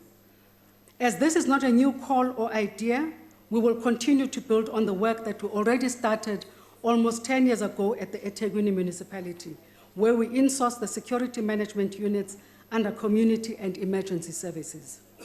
This program has proven to be successful and will continue to explore other areas of intervention to accelerate the program. A security company will charge a client 14,500 for a grade C level entry guard.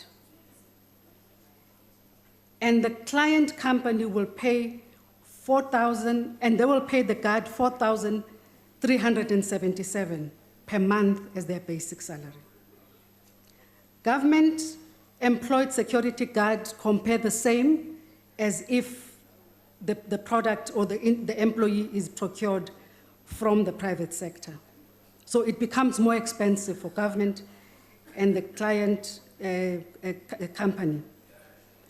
In this current financial year, we have also started a pilot project of insourced refuse removal at Umlazi, covering all municipal areas. Impela, and a few months of implementation of this project, the Metro is already seeing positive results in terms of the quality of services and feedback from residents. Honorable members will recall that we are seized with the overarching process of the reconfiguration of government as part of the broader exercise of the macro configuration of the state. And part of that work is to explore workable models in employment practice, talent search, performance management and development, which in part will involve options for outsourcing where it makes economic sense to do that. Ultimately, the macro configuration of the state project will inform us of the nature and character of the public service that we all seek to build for the future. It is important that we build a public service that has adequate systems to measure performance and deliver of quality services in particular. Driven by the policy direction and as contained in the National Development Plan, we're also exploring cutting-edge initiatives to make the public service an attractive employer of choice. This includes training and development programs in critically scarce skills in different areas.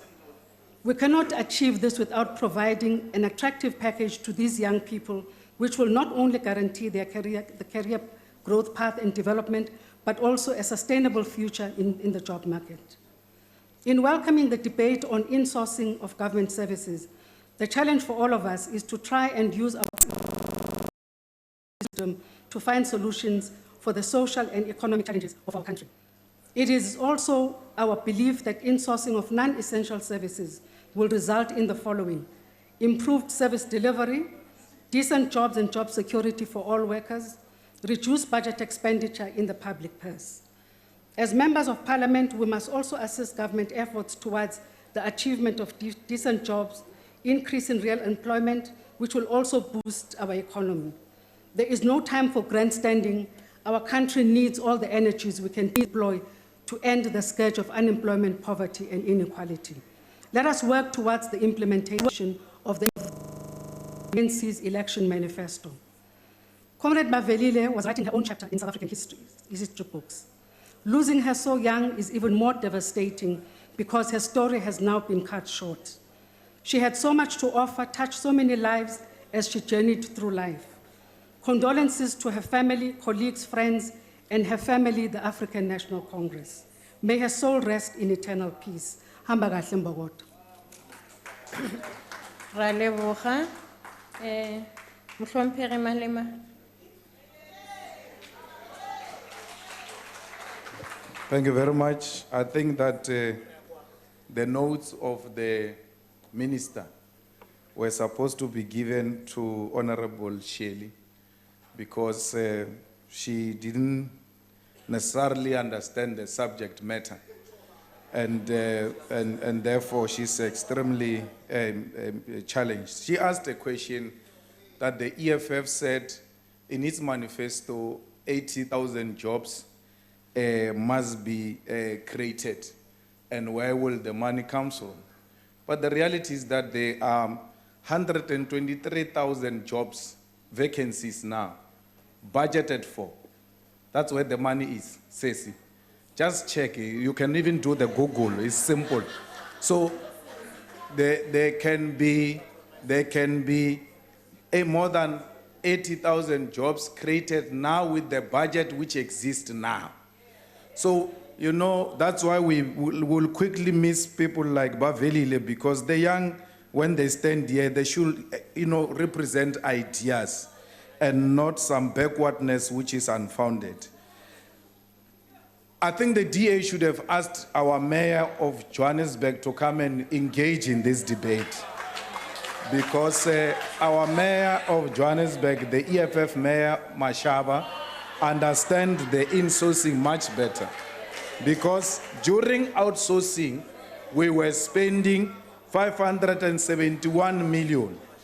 During insourcing, we're spending 466 million, meaning there is a save of 100 million from insourcing.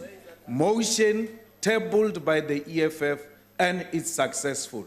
There is no way that insourcing can create jobs, because we all know that the private sector is driven by profit. They always inflate prices. If a can of Coke is 20 rand, once you outsource it and say a company must go and buy it, they will sell it to the state at 80 rand. We all know that. They've never sold it at 19 rand or 21 rand. It's a simple logic. So it is the insourcing which is going to save us jobs. The Freedom Front person here says the affirmative action is the one that made the state capacity to be bad because we prioritized affirmative action. So he's simply saying that it is white people who are excelling with doing good things. Blacks are not good. Racists will never hide their racism. At every given opportunity, they will always show who they are. There is no such a thing as affirmative action creating lack of state capacity. If we insource, we save money, we create more jobs, and our economy will grow. Thank you very much. Thank you. That concludes the debate. We now go to motions without notice. Thank you. Order. Thank you. Does any member of the ANC wish to give a motion without notice? Westla. Siyathokoza. Ungaqhubeka. Enkosi. The ANC moves without notice that the House welcomes the appointment of Judge Zugisalora Lumkachiki and Judge Stefan Arnold Majid as judges of the Constitutional Court with effect from 1st October 2019. Notes that the President made the appointments after consulting the Chief Justice of the Republic and the leaders of the parties represented in the National Assembly. Recognizes that Judge Shiki holds a BProc degree and a postgraduate diploma in labor law, and Judge Majid holds a BA law and LLB degrees from University of the Western Cape. Believes that the combined experience of both justices will further enrich jurisprudence and play pivotal roles at the Constitutional Court, and wishes Judge Zugisalora Lumkachiki and Judge Stefan Arnold Majid much success in their new positions. I so move. Thank you. Are there no objections to the motion? Did I hear a yes? No, no objections, agreed to. DA? I hereby move on behalf of the Democratic Alliance that this House notes that the Republic is experiencing critical problems with the training of nurses and stands to face a looming training crisis by the end of this year if delays at key regulatory authorities are not finalized. Further notes that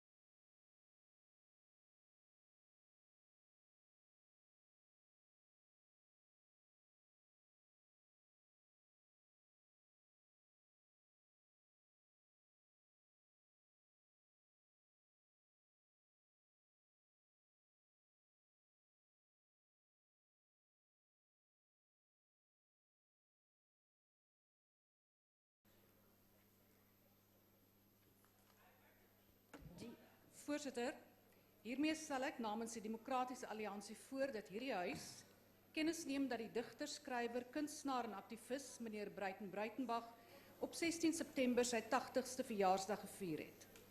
Verder kennis neem dat Breitenbach sedert sy eerste gepubliseerde werk, Die Uisterkoei moet sweet in 1964, 'n onskatbare bydrae gelewer het tot die Afrikaanse letterkunde en die Afrikaanse leefwêreld, en dat hy vandag tereg beskryf kan word as een van die grootste lewende Afrikaanse digters. Erken dat Breitenbach meermale bekroon en op verskeie maniere vereer is, onder meer deur eredoktersgrade van die Universiteite van Wes-Kaapland en KwaZulu-Natal, sowel as 'n aantal internasionale toekennings. Verder erken dat hy 'n aktiewe anti-apartheidsaktivis was.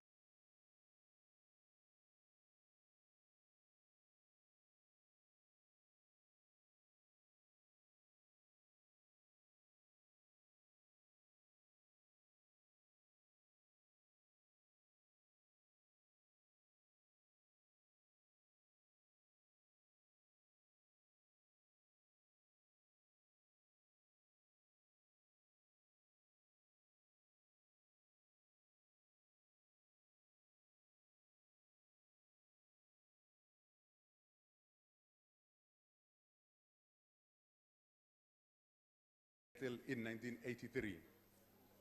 Further acknowledges that he was honored at the Hollywood and African Prestigious Awards in Los Angeles in November 2017, and appreciates the recognition of her outstanding professional accomplishments. I so move. Thank you, Chair. Thank you. Any objection to the motion? None. Agreed to. AIC? COPE? ANC?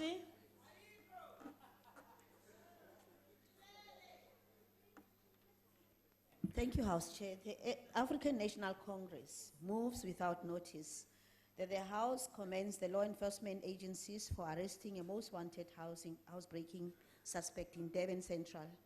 Knows that the suspect has allegedly been breaking into people's homes for a number of years. Further knows that the 36-year-old was arrested at the hideout in Kwamashu, north of Durban.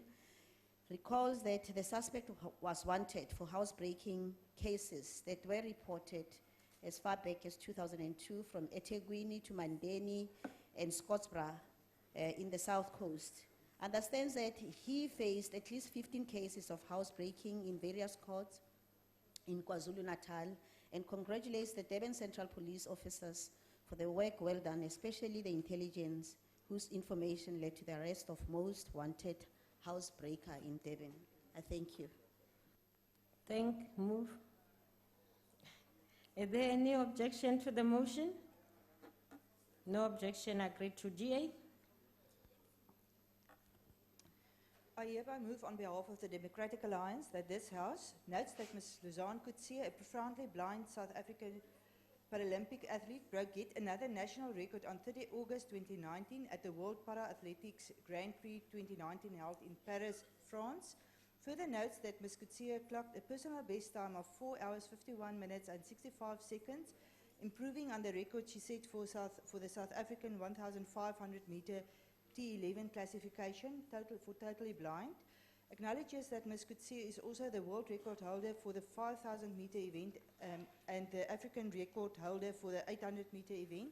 Recognizes that Ms. Coetzee's time clocked in Paris has qualified her to participate in the 1,500 meter event at the second Paralympic Games in Tokyo, Japan next year, where she has already qualified to participate in a marathon. Further acknowledges that Ms. Coetzee, who was born with undeveloped retinas in Bloemfontein, has not only overcome adversity to become an inspiring and successful athlete, but is also currently busy completing her master's degree in social cohesion and reconciliation studies at the University of the Free State. Congratulates Ms. Coetzee on all her achievements and wishes her well in all her endeavors. Thank you. Are there any objections? None. Agreed to. PS. Al-Jama. Thank you, House Chair. Al-Jama moves that the House congratulate Dr. Van Alwe Ngesi Ajagi, a senior lecturer in physical chemistry at the University of the Western Cape, which was also my alma mater. Acknowledges the prestigious National Research Foundation Research Excellence Award granted to her for emerging researchers. Notes that she received the award for groundbreaking work at UWC's Sensor Lab in the field of TB, HIV, drug metabolism, enzyme, electroactive sensor development. I'm very proud of the University of Western Cape. Further notes also her work on green nanotechnology. Recalls that she was identified as one of South Africa's top 50 women in technology in 2018. I so move. Thank you. Any objections to the motion? None. Thank you. The motion is therefore agreed to. ANC.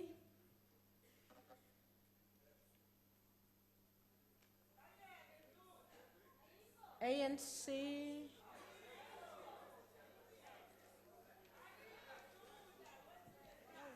There is a lady behind you, Honorable Dex. Allow her. Or is it Dex? Okay. Thanks, Chair. I move on behalf of the ANC that in its next sitting, the House debate the review. Okay, Honorable Member, you will come when we do notices of motion. Thank you. Dex, continue. Thank you, Chairperson. Chairperson, the African National Congress moves without notice that the House notes that South Africa's Dr. Jackie King has been named the 2019 Stockholm Water Prize laureate for her game-changing contribution to global river management. 2, further notes that the prize is the world's most prestigious water award and that honors women, men, and organizations that have made extraordinary water-related achievements. 3, also notes that King transformed the way people think, talk, and work with water as a flow of life. 4, also understands that through her work she has advanced a scientific understanding of water flows, giving decision makers tools to assess the real costs and benefits of river system development. 5, believes that her work will assist decision makers understand that a healthy river ecosystem are not a luxury but the basis for sustainable development. 6, thank her for raising the South African flag high in the international arena and wishing her much more success in her future endeavors. I so move. Thank you. Thank you. Any objection to the motion? None agreed to. Thank you. The next item on the order paper is member statement. They are here. I have counted more than 6. Honorable members from the ANC, anyone who wishes to make a statement? Honorable Chair, the ANC reiterates its commitment to putting in place a quality national health care plan where all South Africans are able to access quality health care based on need. We therefore welcome the official opening of the 2 state-of-the-art clinics, one at Mthatha by the Minister Mkhize on Saturday, and another one at Lusikisiki by the President Ramaphosa today, which therefore is a huge achievement and contribution towards the realization of the health plan. These 2 clinics represent the first of the 8 ideal national health insurance clinics built by the National Health Department in the OR Tambo district, which has been chosen as part of the 10 pilot sites for the rollout of the NHI.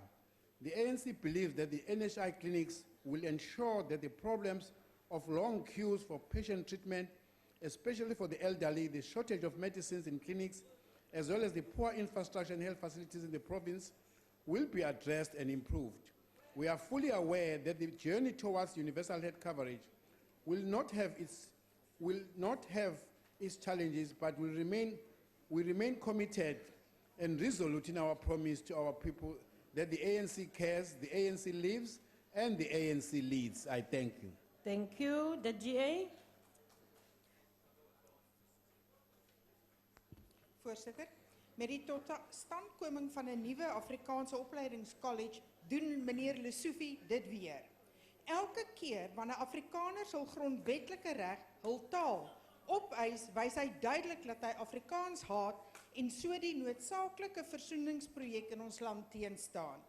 Die publiek is keelvol vir sy rasagenda. Moedertaalonderrig het niks met ras te doen nie, wel met gehalte onderwys. Tydens 'n onderhoud met Radio 702 in Augustus gaan hy teen die skolewet en sy magte as LER deur aan te kondig dat geen skool tans 'n taalbeleid het nie, want hy het dit geskrap. Hy sê, all language policies at schools are declared null and void. Regtig. Hy vergeet gerieflikheidsonthaalwe van sy nederlaag in die konstitusionele hof in 2018, toe hy probeer het om 'n Afrikaans medium skool te dwing om Engelse leerders in te neem. Lesofie moet eerder daarop fokus om moedertaalonderrig in al ons amptelike tale te ontwikkel en te bevorder, sodat leerders deur hul volle potensiaal kan bereik. Daar kan geen plek vir rassetwis of verdeling in ons land se onderwysstelsel wees nie. Thank you. ANC. Sorry, EFF. I'm sorry, ma'am. Thank you very much, House Chair. On Friday, the 15th September 2019, I went to Mahatma Gandhi Hospital in Phoenix in Durban, KwaZulu-Natal province as a member of parliament to do my work as per the Constitution of South Africa. I was then informed by the hospital chief executive officer that there is a policy that I need to follow. I must apply to the MEC of Health in KZN, and I will be allowed to carry on my oversight only she approves. I then called the Minister of Health, and as expected, he never answered the call. I then called the Deputy Minister of Health, Joe Phahla, who proudly said, indeed, members of parliament must not be allowed to do their oversight. They can only do so if permitted by the MECs. Later on the day, I was called by the two members of public who had arrived in the hospital early in the morning and had received no assistance. They were in hospital until early hours of the next morning. On the very same day, two patients died on the benches where there was no assistance from the hospital. We cannot allow the illegal denial of members of parliament to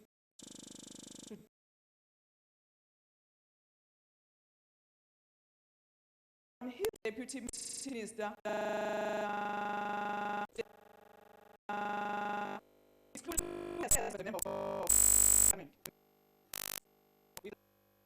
further call on the Minister of Health to stop his colleagues in KZN and all other provinces to stop the methods of thinking that we are destroyed by his in the provincial of Health. ANC. Thank you, Madam Chair. The ANC welcomes the move to expand. Issuing of certificates has far-reaching negative implications to the candidates as they find themselves struggling to find employment because they have no way to prove their qualifications. These colleges are aimed at producing employable young people with occupational and vocational skills to qualify as engineers, electricians, plumbers, and boil makers, skills that are very much in demand in this country. It would be impossible to meet the targets that are in the NDP for 2030 on the production of better skills profile South Africa if we are failing to issue successful students with their certificates. Students graduating from TVET colleges may also qualify for admission to the country's 26 universities of technology, however, cannot enroll at these universities due to the delay in them receiving their certification. The frustrations and anger conveyed by these individuals and their families need to be heeded. As IFP, we implore the Department of Higher Education, Science and Technology to investigate the backlog and take decisive action and to provide the public with a time frame by which the release of certificates for TVET students will be completed. Thank you. Thank you. FF Plus. Geachte voorzitter, dit het onder die VF Plus se aandag gekom dat die afgelope Vrydag, 13 September 2019, daar nie minder nie as 3 brande by 3 verskillende hospitale reg oor Suid-Afrika uitgebreek het en enorme skade aan hierdie hospitale aangerig het. Die eerste brand het plaasgevind by die Mitchellsplein Daghospitaal, die tweede by die Braamvisser Internasionale Lughawe-hospitaal in Bloemfontein en die derde by die Tygerberg Hospitaal hier in Kaapland. En net verlede Woensdag het ek hier in hierdie Einstehuis die minister van Gesondheid gevra waarom 11 hospitale en klinieke in Gauteng nie hulle veiligheidsaudits kon slaag nie. En die agbare minister kon nie antwoord op die vraag wat ek aan hom gerig het nie. Nou ons herhaal as Vryheidsfront Plus weer ons standpunt dat infrastrukture van staatshospitale en klinieke dringend herstel moet word alvorens die regering daaraan kan dink om die nasionale gesondheidsversekering op Suid-Afrikaners af te dwing. En die Vryheidsfront Plus spreek ook weer hoop uit dat daar dringend aandag gegee sal word in die infrastrukture van hospitale en klinieke in hierdie land. Dankie voorsitter. Dankie. ANC. Thank you, Madam Chair.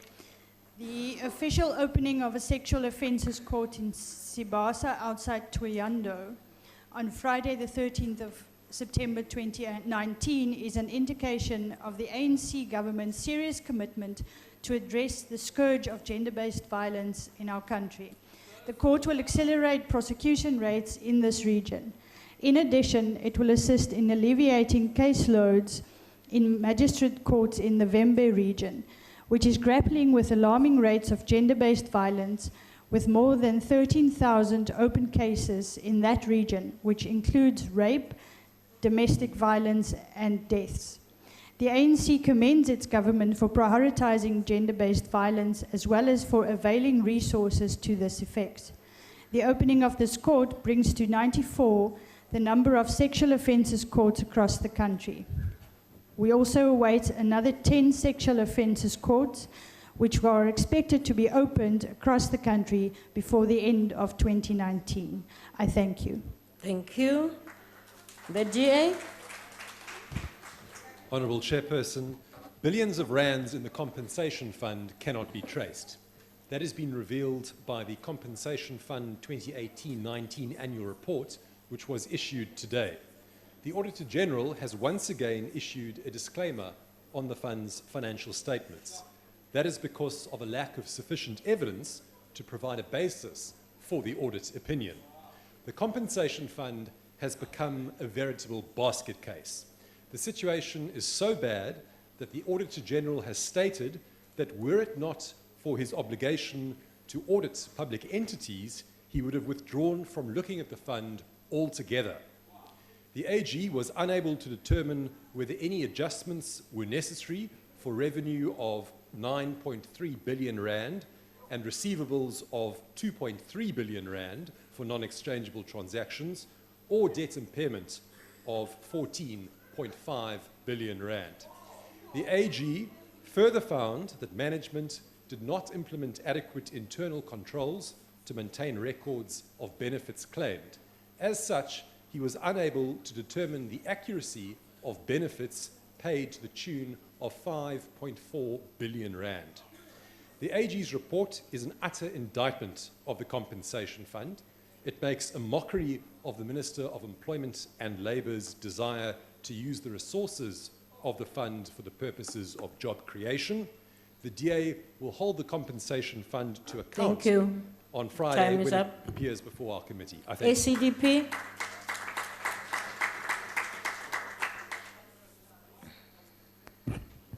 Thank you, House Chair. The ACDP notes yesterday's South Gauteng High Court judgment by Judge Sutherland, wherein certain sections of the Regulation of Communications and provisions of communication-related information RECA Act were found to be unconstitutional. Now, while any parliamentarian should be concerned when a piece of legislation which is duly passed by Parliament is found to be unconstitutional, in this case the finding is intended to prevent abuses by law enforcement and intelligence agencies.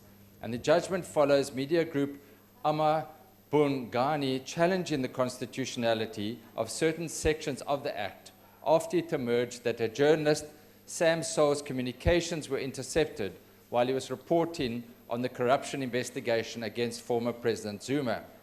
The direct implication of this judgment is that bulk surveillance activities which can be abused are now unlawful, and this is to be welcomed. The ACDP looks forward to the Justice Portfolio Committee considering and passing amendments to rectify the defects as well as preventing abuses of this important law. I thank you. Thank you. ANC. Thank you, House Chair. The ANC fully supports the call for harsher sentences for perpetrators of gender-based violence. We therefore welcome the sentencing of the KwaZulu-Natal serial rapist, 32-year-old Mlungisi Mjoli, to 7 life terms of imprisonment in the Durban High Court on Friday, the 13th of September 2019, for rapes committed between 2014 and 2016 in the areas of Insikeni, Chatsworth, Inanda and Kwadakusa. Mlungisi Mjoli is a repeat offender who was sentenced to 9 years in prison for rape in 2010 and was later released on parole in 2014. After his release, he continued with his evil deeds for terrorizing of women. He also currently in court for dealing in and on possession of drugs. We hope that this harsh sentence will serve as a deterrent to those who perpetrate gender-based violence and sexual assault. Law-abiding citizens, the government and social partners all stand united in our efforts to end violence against women and children. I so move. Thank you. NFP. Thank you, House Chair. The National Freedom Party notes with concern the eviction of 80-year-old Kenneth Blaine and his family on Monday morning in Woodstock, Cape Town. After the CPF chairperson called in and an investigation was done, it was established that Mr. Blaine has been occupying the said premises at 19 Plain Street for 43 years. Mr. Blaine has been attempting to take ownership of the property for decades, but to no avail. Mr. Blaine and his goods and his family had to sleep on the street. All attempts to find shelters failed. All rent payments were up to date. The National Freedom Party has repeatedly called on government to place a moratorium on all evictions nationally, but to no avail. The said property in 29 Plain Street, Woodstock in Cape Town is due to be auctioned today. Mr. Blaine is still recovering from foot surgery and presently living on the street. Thank you. ANC. The ANC welcomes the new trade deal with 5 other countries in the region that has been concluded with the UK recently. This new agreement means sanctity and a legal framework for trade with UK in the event that the UK leaves the European Union without an agreement between them. This has been currently scheduled for October 31st, 2019. The agreement would govern the trade relationship and tariffs between South Africa, Lesotho, Eswatini, Namibia, Botswana, Mozambique, and the UK. A no-deal Brexit would have added additional cost to exporting and importing goods for both South Africa and the United Kingdom, as higher tariffs would have needed to be added to the cost of trading between the UK and South Africa. In 2018, the UK was the 4th largest destination for South African exports, with bilateral trade of more than 140 billion rands a year.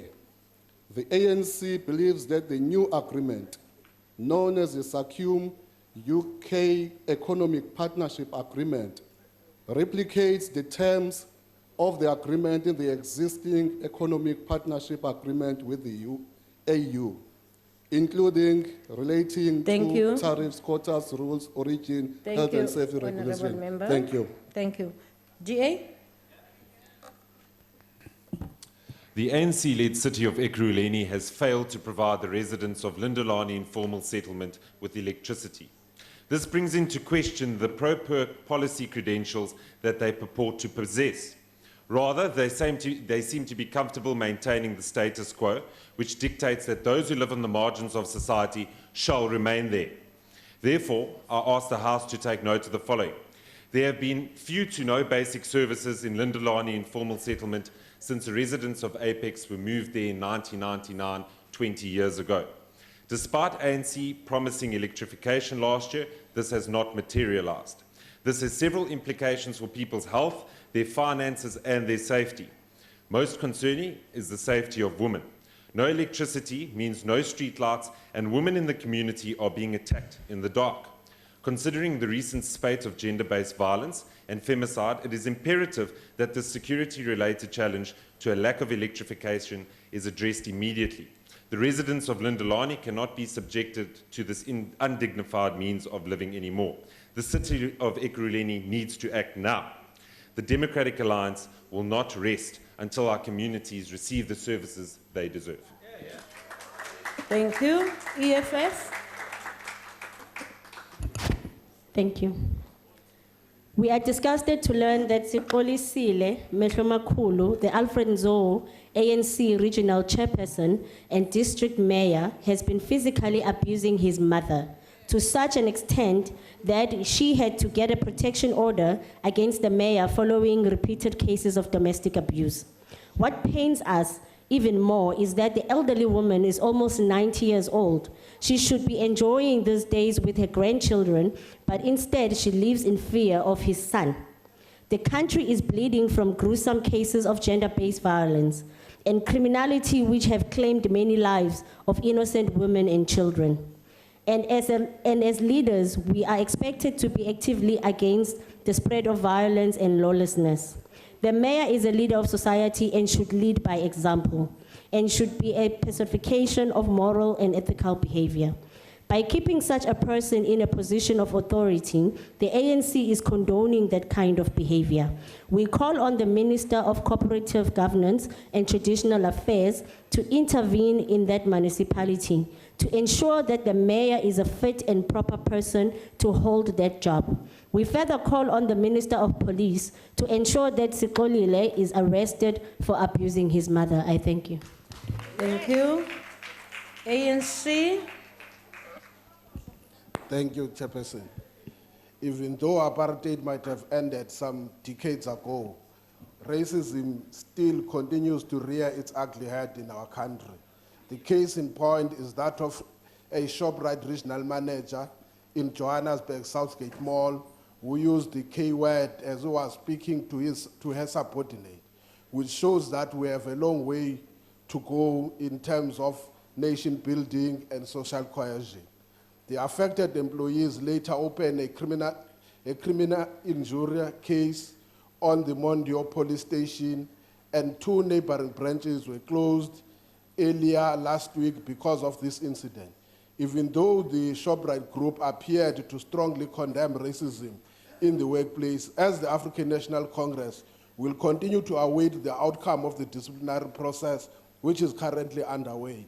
Derogatory comments intended to denigrate the intelligence, humanity, and beliefs of black people continues to be rife. The use of the K word is endemic. For many poor black people, this is part of the daily fabric of their lives, and they remain vulnerable to racist treatment. As the African National Congress, we will not tolerate this kind of racial discrimination, be it at schools or at the workplace level. As the ANC, we believe that concerted intervention should be done in all sectors of our society to eradicate racism. Thank you. Thank you. PAC, not here. ANC. Thank you, Chairperson. Family finally buried fallen MK operatives 41 years after his death. The ANC-led government, together with the Missing Persons Task Team, continues to exhume, hand over to families and facilitate burials of the remains of the freedom fighters who died either inside or outside the borders of South Africa. There are still remains of our struggle heroes and heroines whose graves are yet to be relocated, exhumed, and given a decent burial.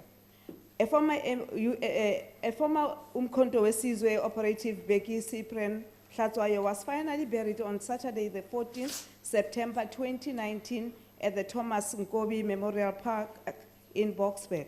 His remains were discovered by the NPA's Missing Persons Task Team, conducted extensive excavation at Mabatu Cemetery, and located a grave with the remains of 2 men in a single coffin. Their remains were identified as Comrade Hlatswayo and Goniwe. Their remains were handed over to their families by the Ministry of Justice in July 2015. The freedom fighter, Gonio, was reburied at his home in Eastern Cape. Kometlatswayo remains were kept at the mortuary in Soweto, whilst families were still deciding on his final resting place. May their souls rest in peace. I thank you. Thank you. That concludes member statements, ministerial responses. Honorable Patel, you start, and then, yes. Thank you, House Chair. I want to welcome in particular the statements by Honorable Mpanza, Tswete and Lomo. Honorable Mpanza pointed to the agreement that was the subject of a discussion under the ministerial statement earlier on the UK-South Africa agreement to deal with the consequences of a no-deal Brexit. And as we indicated earlier, it provides certainty for investors and it will keep our export pipelines open. Honorable Swete drew attention to an application to expand the special economic zone in East London, where additional investors have expressed an interest. And that application is now under consideration, and the SEZ is one of two in the Eastern Cape, Kucha and the East London one. Honorable Dlomo welcomed the opening of two state-of-the-art clinics in Mthatha and Pumbu as part of the Ideal Health Clinic. And I draw attention to these three because they show the connection in government policy. On the one hand, with the agreement with the UK, we're opening up demand for South African goods. So we're dealing with the demand side of it. Through the Special Economic Zone program, we're creating opportunities for investors to place their money in bricks and mortar and production processes. So we're dealing with the supply side so that we have the industrial capability to use the demand that there is. And through the Ideal Clinic program and some of the other programs of government, we're dealing with a social dimension because ultimately this is about human beings, about a healthy population, a healthy workforce, and improving productivity by ensuring that we have these policies in place. So these three statements, even though they're not connected in themselves, show the beginning of a coordinated program to deal with the challenges that we face as a society and as an economy, and to unlock that opportunity. Thank you. Thank you. Honorable Mutwaledi. Thank you. Chairperson, I wish to respond to two questions or statements, one from the DA, one from Freedom Front Plus. The Freedom Front Plus is arguing about something that we've been discouraging, that every problem that is experienced in health is a good indication why there can't be NHI. It's talking about infrastructure. The program on infrastructure to support NHI has already been there, it's already been implemented. And today is a good example. The president is opening a state-of-the-art clinic in Lisikisiki. One was opened on Saturday. There were 8 of them which were completed in OR Tambo district. 5 are being built in Limpopo, they are about to be completed. The other 5 are being built in Mpumalanga. And lastly, on this issue, people in this profession understand better, you need to go and ask them. When they signed the compact with the president, the compact on NHI, infrastructure was part of that. And they have signed that compact with the understanding that infrastructure improvement will happen. In fact, over the past 5 years, the Department of Health spent 1.9 billion rand in improving infrastructure in the pilot district. The question about language, Honorable Chair, the use of language as a barrier from entering certain schools in this country must come to an end. There is nothing Honorable Yusufi is doing.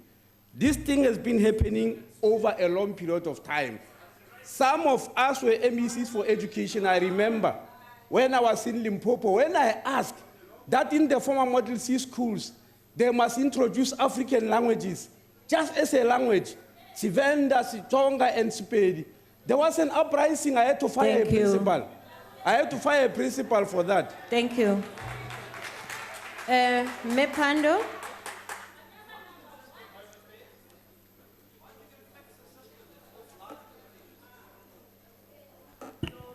Thank you very much, Chairperson.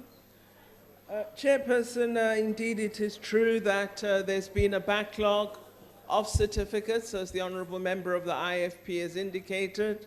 This matter is being addressed along with CETA by the Department of Higher Education and Science and Technology.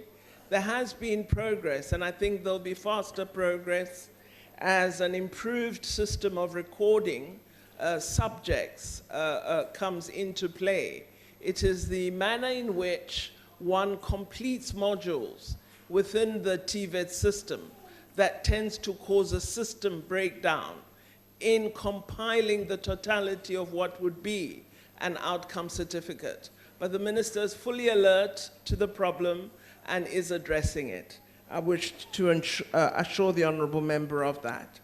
I certainly would agree, Chairperson, with the Honourable Member of the DA that all municipalities should do much more to ensure that there is electricity, there are lights, and there's increased safety, particularly for women, but I think for all community members.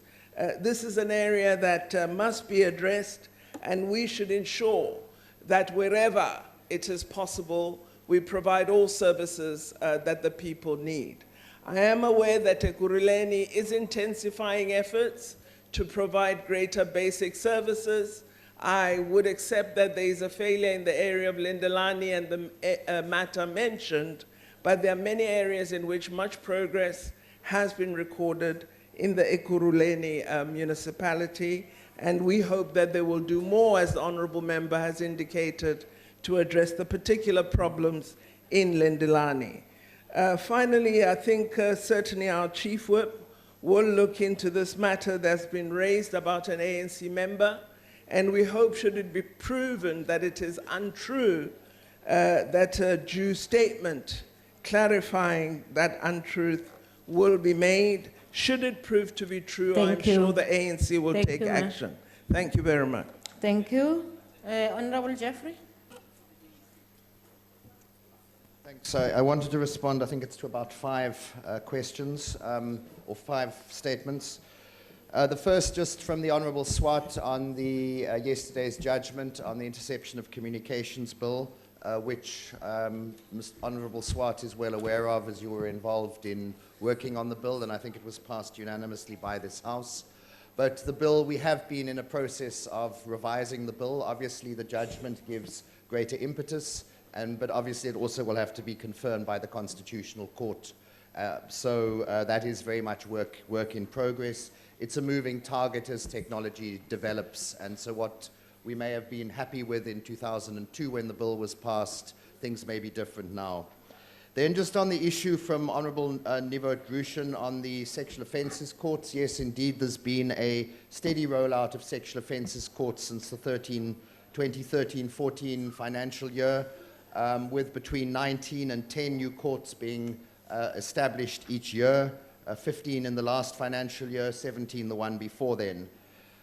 So there's a continuous rollout. We're now at 94. And also sentences for sexual offences are high. Most of them are subject to the minimum sentences regime.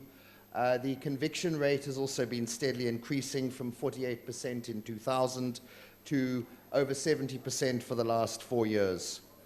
Then just on the issue of racism, we hope that, well, there is a hate crimes, or there was a hate crimes and hate speech bill in the last Parliament, which we hope will be revived. Obviously, the Constitutional Court judgment in the Masuku matter will also give clarity as to what can be restricted and what can't be. And then the last point on missing persons, I think it is important to highlight the work done by the NPA's Missing Persons Task Team, and to be aware of the fact that there are still a large number of people who have disappeared, who are unaccounted for. Thank you. Thank you. Deputy Minister Mkhize?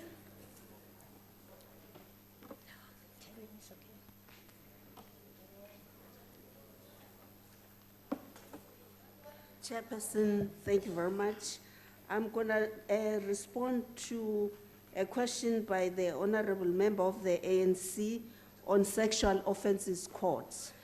I really want to assure the House that the government has taken time to listen very carefully to survivors of gender-based violence and femicide as to what will make a difference.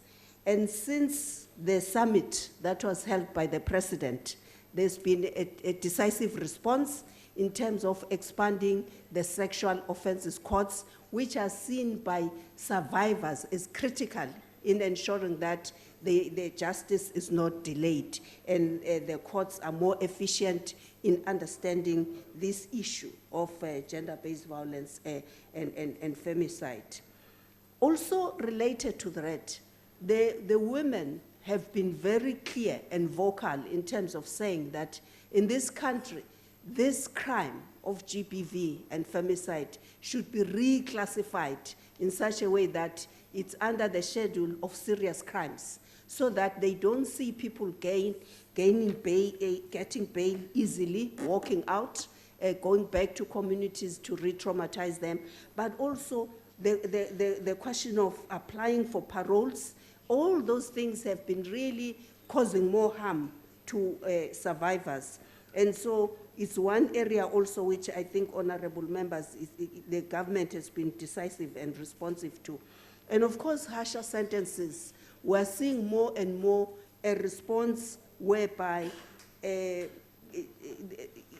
our courts, people are not getting the usual few years and then they are out again. But we're seeing, as honorable member was saying in the case of Mlungisi Mjoli, harsher sentences whereby the message is sent clearly across the country that these are not ordinary crimes. Thank you. Honorable Deputy Minister Kiewit.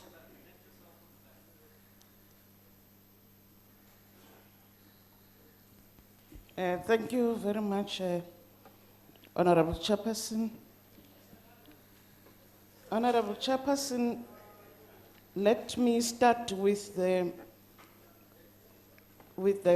member's statement on Mehlomakulu and indicate that we should be proud of the kind of laws and regulations we have, especially in light of the fact that as we read what has been referred to, it is clear that the law has been followed.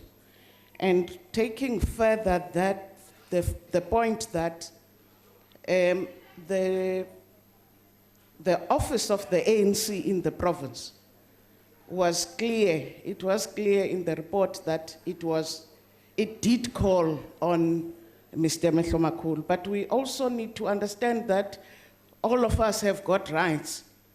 And when a matter is before the courts, we need to allow them to make the judgments. But we cannot upfront make a judgment. At least it is suffice to show that the ANC in the province did care in that it did call on Mr. Mehlomakulu to take it into confidence. The second point, Honorable Chairperson, is the duty of the members of this House to conduct oversight, especially in public institutions such as the hospital. But we also need to be mindful of the fact that a hospital is a sensitive place because there are patient, doctor, confidentiality materials that if we just go into a hospital, anybody being allowed, it can create problems. And therefore, Thank you very much. Thank you. Thank you. Thank you, honorable members. That concludes ministerial responses. The last item on the order paper is a notice of a motion. The ANC. Thanks, Chair. I move on behalf of the ANC that in the next sitting of the House debate, review competition legislation that enriches the powers of the economic regulators to promote competition based on the fact-based inquiries and investigations, and also to discourage government policy and action that stifles competition. Thank you. Thank you. GA? Thank you, House Chair. I hereby move on behalf of the Democratic Alliance that at its next sitting, the House debates the ongoing water crisis in Makanda in the Makana local municipality, the steps being taken to address this, and contingency plans to ensure continued availability of supply to residents of the town. Thank you. Thank you. EFF? Chair, I rise on behalf of the Economic Freedom Fighters for the House to debate in its next sitting. I need to fulfill the wish of Peter Tosh and one of our own Honorable Mario Ambrosini that this House must discuss the legalization of marijuana for a variety of purposes such as medical, industrial, and commercial purposes. Let's legalize marijuana because not only judges smoke marijuana, even members of parliament do smoke marijuana. So, Thank you. ANC?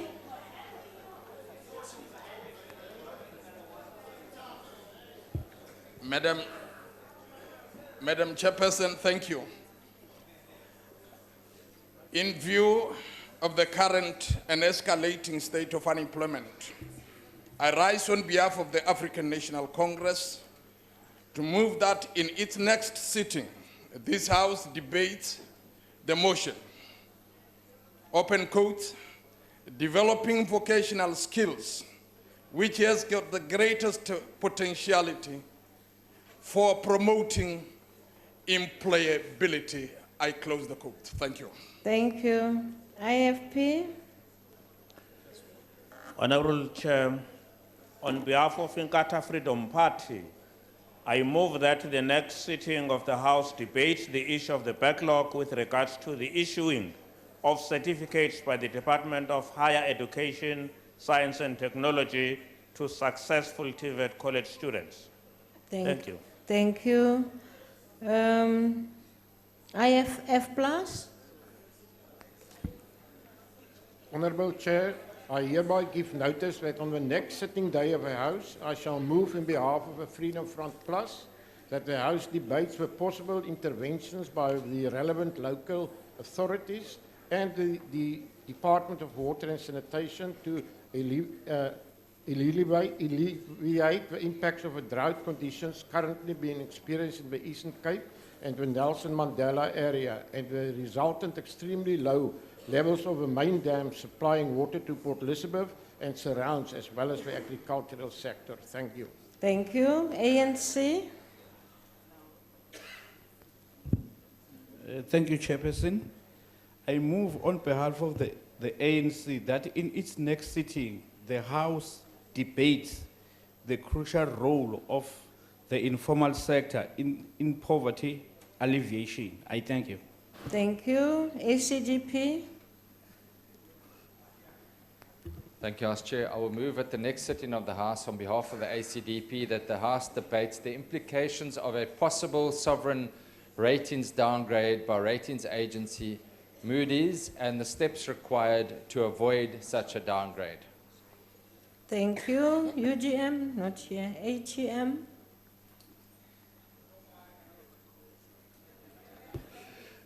Thank you, Chairperson.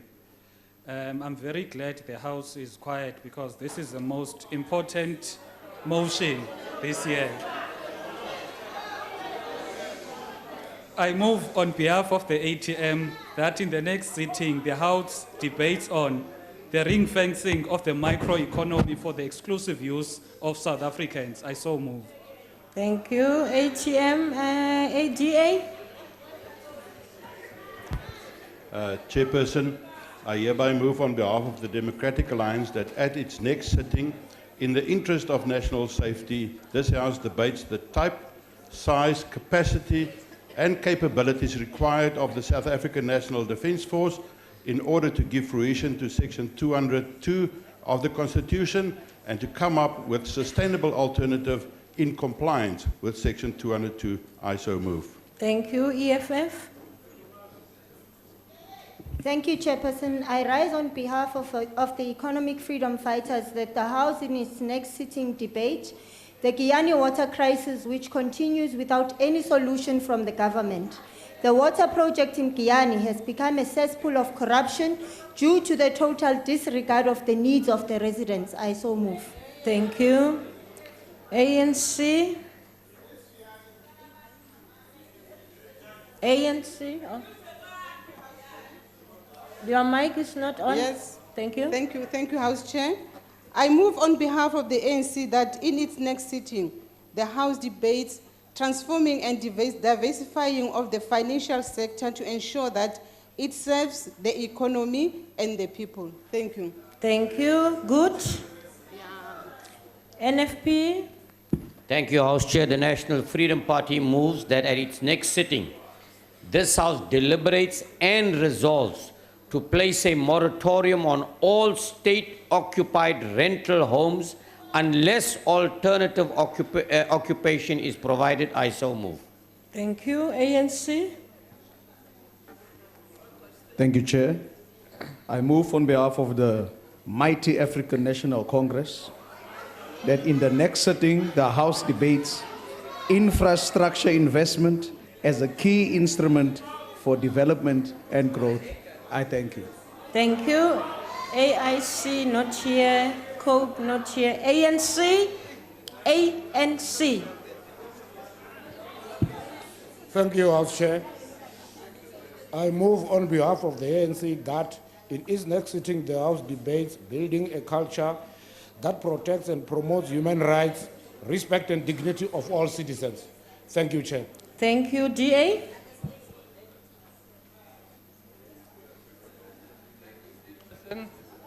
I hereby move on behalf of the Democratic Alliance that at its next sitting this House debates the apparent collapse of the crime intelligence mechanism within the South African Police Service and the negative impact this has on the SABC's ability to gather relevant information in order to respond to timeously to combat crime.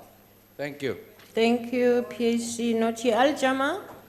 Thank you. ANC. Thank you, House Chair. I move on behalf of the ANC that the next sitting must discuss our education system must be a platform to nurture the future generation of the country to be patriotic and have more good social moral activities towards building the national democratic revolution, towards the national democratic society. Thanks, Chair. Thank you. So, ke bofelo ba di motion tsa rena. Re fitlhile mafelelong ntlo e ka emella. Thank you.